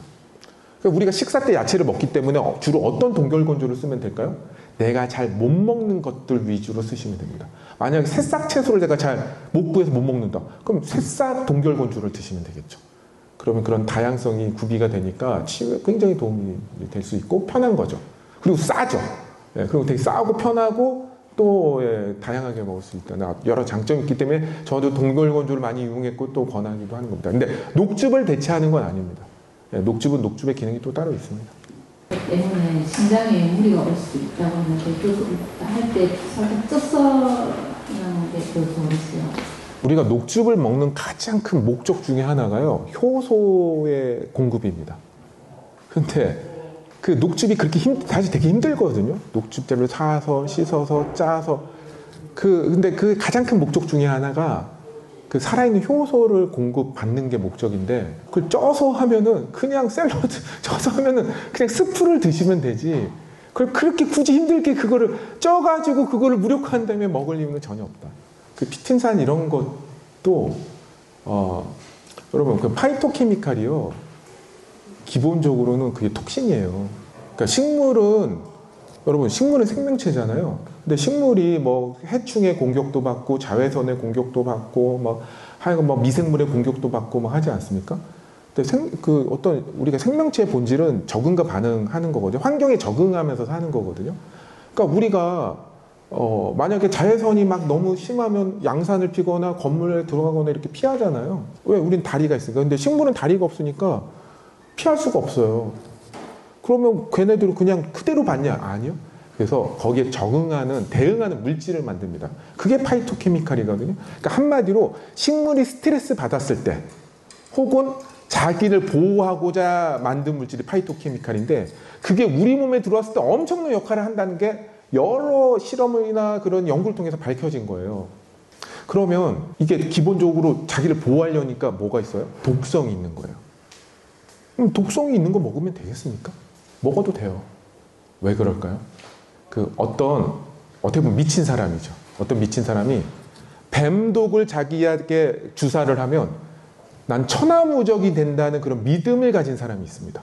미친놈이죠. 어떻게 보면 미친 사람이죠. 그래서 실제 뱀독을 주사를 해요.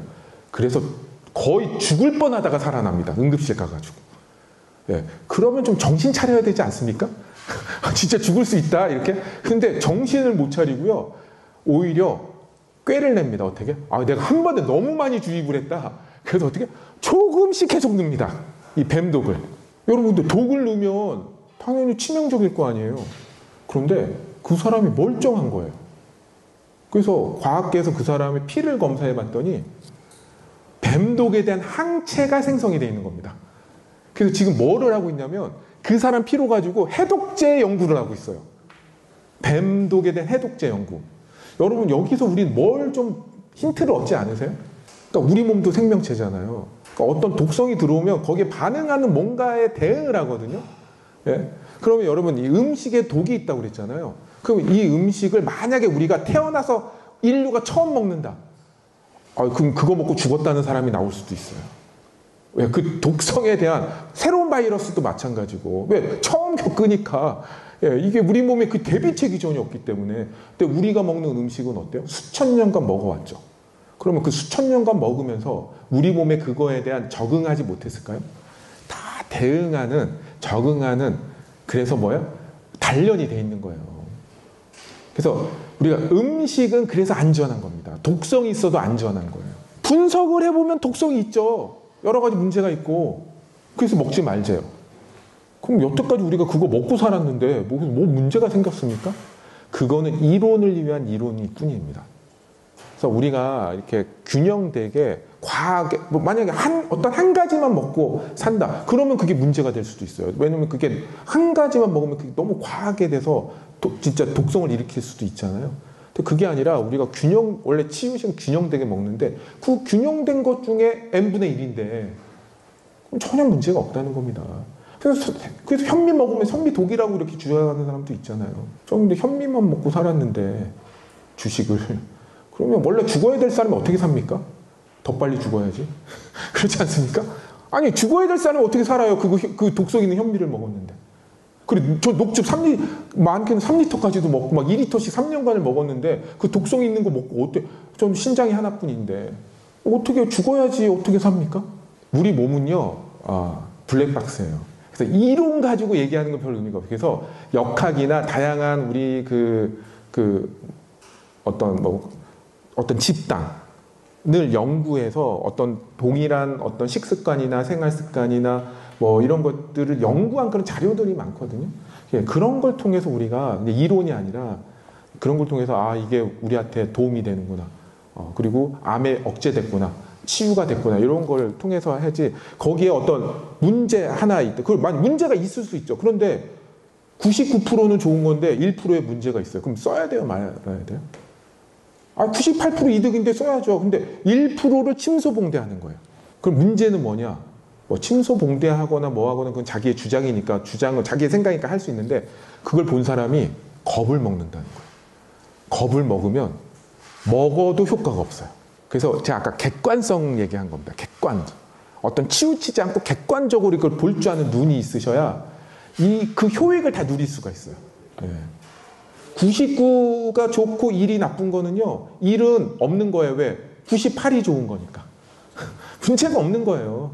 그리고요. 또 이런 게 있어요. 호르메시스 효과라는 게 있거든요.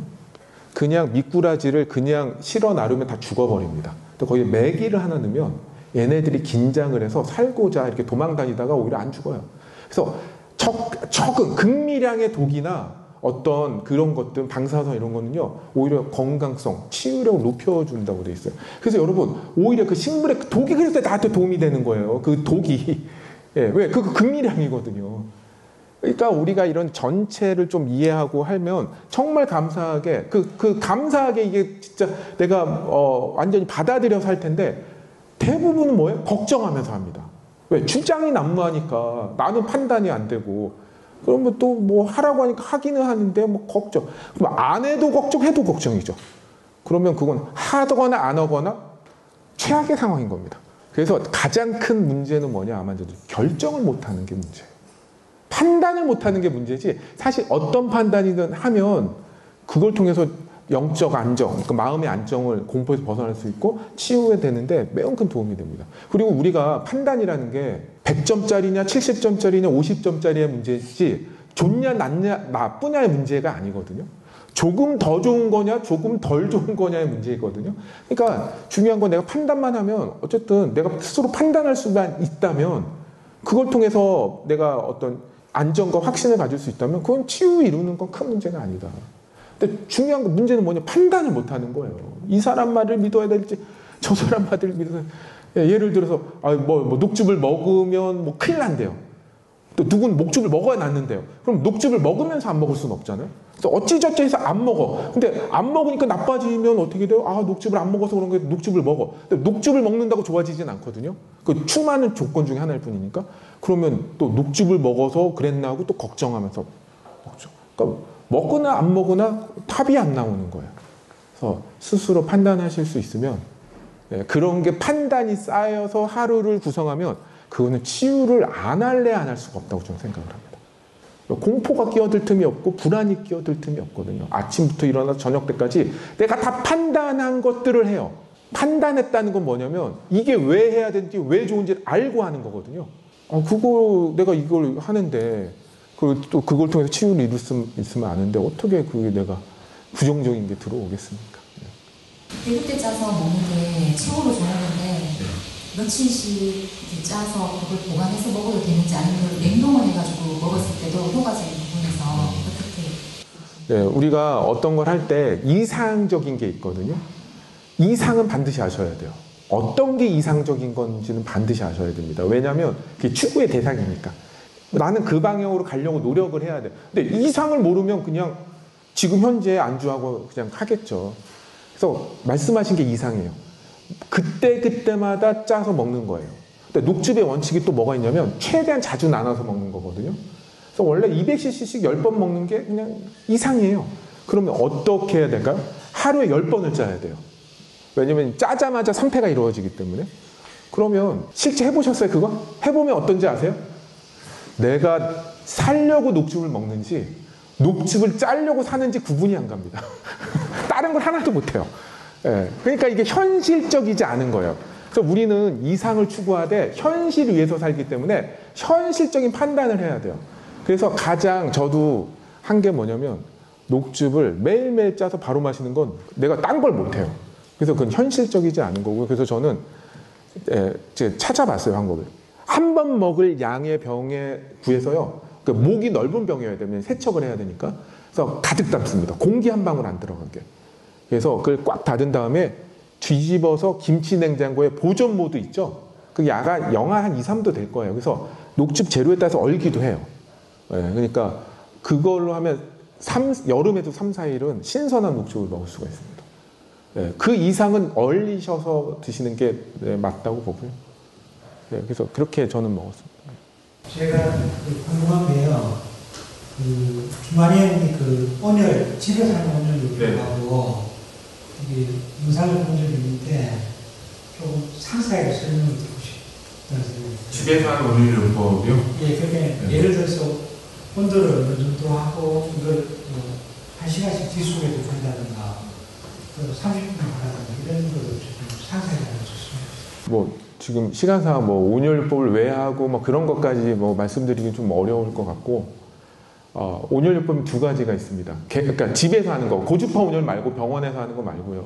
그러니까 우선 이 온열요법 알기 전에 좀 알아야 되는 개념이 치유라는 개념과 치료라는 개념이 있거든요. 그러니까 고주파 온열은요, 치료 개념입니다. 암을 타겟으로 해서 하는 거고요. 사실 집에서 하는 온열은 치료 개념도 있어요. 근데 그거는 매우 기능이 떨어지는 거고요. 치유 개념이 훨씬 커요. 병원에서 하는 고주파는 치유 개념보다는 치료 개념이 크고요. 암을 타겟해서 빨리 없애는. 그러면 이제 우선 치유 개념입니다. 그러면 이제 두 가지가 있는데 전신 온열이 있고요. 이제 부분 온열이 있어요. 그러니까 부분 온열은 주열기나 이렇게 벨트나 이런 거 하는 겁니다. 그러니까 전신 온열은 하루에 많이 하는 게 아니고요. 맥시멈 2번 하는 겁니다. 그러니까 한 3, 40분 내 몸을 굽는 거예요. 그러니까 깔고 덮어서. 그러면 이거는 우선 여러분 암은 열에 약하다는 거 아시죠? 핵심은 온열요법의 핵심은 아무거나 전기장판 사서 하면 안 되고요.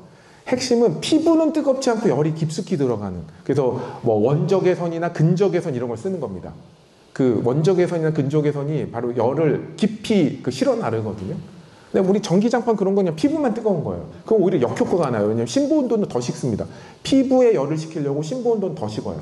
혈액이 피부로 몰리면서. 그러니까 이제 열이 부드럽게 깊숙이 들어가는 게 이제 그런 제품이 중요한 거고요. 전신 온열을 한번 생각해 보세요. 깔고 덮고 이게 8cm까지 열이 들어가는데 열의 파장이. 그럼 만약 암이 있다고 생각하면 암은 열에 약하거든요. 얘가 도망갈 데가 없잖아요. 열이. 내 몸을 구워대는데. 그럼 내가 암이라면 식은땀을 흘리면서 녹아내리지 않을까. 그런 이미지가 떠오릅니다. 전 이미지를 되게 중요시하거든요. 공부를 하면 이미지가 떠올라요. 그게 그냥 상상요법이 되는 거예요, 사실은. 저는 전신 온열하면서 암이 식은땀 뻘뻘, 식은땀이 아니죠. 진짜 땀 뻘뻘 흘리면서 지쳐가지고 녹아내리는 이미지가 떠오르거든요. 그게 실제 거와 상상요법을 같이 하는 겁니다. 이게 엄청난 효과가 있어요. 그래서 그건 하루에 2번 하고, 또 이 전신 온열을 하면 히트쇼 프로테인이라는 게 나옵니다. 그게 12시간이 가고 그게 우리 몸의 단백질을 세포를 강하게 해줘요. 그러니까 이제 그 2번 하시는 거고, 이제 부분 온열은 그냥 주구장창 하셔도 됩니다. 이거 이제 전신 온열 체력적인 문제가 크거든요. 그래서 그거는 좀 맥시멈. 근데 2번 하면 힘들다. 그러면 이제 1번 하셔야 되고, 1번이 힘들다. 격일로 하셔야 되고, 격일도 힘들다. 주 단위로 하시면 되고, 이렇게 이제 내 체력에 맞게 하시면 되고요. 그 주열이나 이런 부분 온열은 체력적 부담이 없기 때문에 그냥 끼고 사신다. 저는 끼고 산다. 이렇게 표현을 하거든요. 그래서 제가 이제 1년 동안 벨트를 하고 살았어요. 그 벨트를 한 첫 번째는 이제 제가 척추전이가 심하다 보니까 힘을 분산하기 위해서.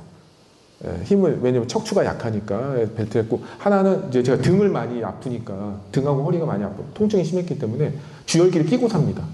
그러면 등은 주열하기가 힘들잖아요. 그래서 벨트를 하면 그냥 껴놓으면 돼요. 벨트에 끼면 되니까. 그래서 주열하기 위해서 이렇게 1년간은 제 벨트를 이렇게 했었다. 그래서 전 등이 아직도 검해요. 저온화상 입어가지고. 그거 그냥 끼고 사는 겁니다. 그래서 우리가, 여러분, 그런 얘기 아시죠? 낙숫물이 바위에 구멍을 뚫는다고 하잖아요. 여러분, 낙숫물 이렇게 한번 받아보세요. 이게 셉니까? 하나도 되게 약하잖아요. 또 어떻게 바위에 구멍을 뚫을까요? 시간의 누적이. 그러니까 이 자연치유는 시간과 함수거든요. 자연치유 자체는 되게 약해요. 마일드하고 약한 거예요. 근데 그게 곱하기 시간이 되면 엄청난 힘이 됩니다. 시간과의 함수 관계야, 이게. 그래서 이 주열이나 이거는 중요한 건 이 자체가 강력하다기보다 이거를 계속 쓰면 엄청난 바위에 구멍을 뚫는, 암에 구멍을 뚫는 거죠. 예, 지속해서 하면. 예, 그런 효과를 이제 기대할 수 있다. 그래서 제가 원래는 열에 제일 먼저 공부한 게 열과 암에 대해서 공부를 했어요. 그러니까 제가 고주파 온열을 하고 싶은 욕구가 막 치솟더라고요. 그래서 제가 와이프한테 제 자료 가지고 와서 상담 좀 하고 그래서 제가 직접 가기가 어려워서 제가 그때 걷기가 힘들었거든요. 근데 와이프가 갔다 왔더니 시무룩해 있는 거예요. 얘기도 안 하고. 그래서 병원에서 뭐라고 하냐고 하니까 저보고 대상이 아니래요. 지금 다 퍼졌는데 어디를 할 거냐고 물어보더라고요, 오히려. 그러니까 그 대상이 아니기 때문에, 그러니까 거의 그 송장 취급을 하더래요, 송장 취급. 이 사람 가지고 뭘 하겠다고 여기 와서 송장 취급을 있냐는 듯이 이렇게 얘기를 하더래요. 그래서 제가 그거 못 하잖아요. 그럼 못 하는 거 미련 갖는 게 도움이 됩니까? 그래서 저는 그렇게 생각했어요. 그거 고주파 일주일에 3번 하는데, 2-3번 하는데, 난 매트 찜질 매일 주열기 끼고 살 수 있잖아요. 그거 주구장창 하는 게 난 더 강력한 치유 효과가 있을 것이다 라고 스스로 생각을 했습니다. 아니 그거 내가 어차피 못하는 거니까 내가 이걸 통해서 그 치료의 효과도 나는 얻을 수 있게 이렇게 나는 시간의 누적을 통해서 고주파가 하는 그런 치료 효과도 얻겠다. 그래서 근본적으로는 이게 더 나은 거다라는 그냥 생각으로 더 집중해서 했습니다. 그래서 우선은 의료기기여야 돼요. 왜냐면 의료기기 인증을 받은 걸 고르셔야 됩니다. 왜냐하면 의료기기 인증이 공산품이면 기본적으로 안 되는 거고요. 의료기기 인증이 받았다는 건 뭐냐면 열이 고르게 깊이 들어가기 때문에 의료기기 인증, 뭐 통증 완화에 도움이 된다, 혈액순 이런 거를 받을 수가 있는 거거든요. 그러니까 기본적으로 의료기기 인증된 것 중에서 70도가 넘어야 됩니다. 70도는 돼야 됩니다. 어떤 분은 돌침대 되냐고 여쭤보시는 분도 있거든요. 뭐 근적 훼손도 그렇고, 하여간 원적에는 근적이 다 깊이 들어가거든요. 그리고 어떤 분은 그래서 돌은 원적 훼손이 나와요. 그래서 깊이 들어가요. 원래 그거 비싸서 못 쓰겠다. 그러면 돌 찜질기 있거든요. 그 전자레인지에 돌려서 그 돌로 찜질하셔도 돼요. 의료기기 인증 받고 이렇게 하는 거 중에서 돌침대도 당연히 원적에서 나오니까 되죠. 근데 그게 50도예요. 그래서 이렇게 우리가 치병하는 거에 쓰기에는 그거는 그냥 몸이 추울 때 따뜻하게 하는 거. 그거 좋죠. 그런데 우리 온열 요법이라는 거 할 때는 기본적으로 70도는 돼야 된다. 이렇게 좀 정리합니다. 이제 질문 많겠지만 이제 마치도록 하겠습니다. 지금 이제 약속한 2시간이 다 됐거든요. 우리 수고해 주신 주만이님께 뜨거운 박수 부탁드리겠습니다. 감사합니다. 도움되는 시간이셨으면 좋겠습니다. 조금이요.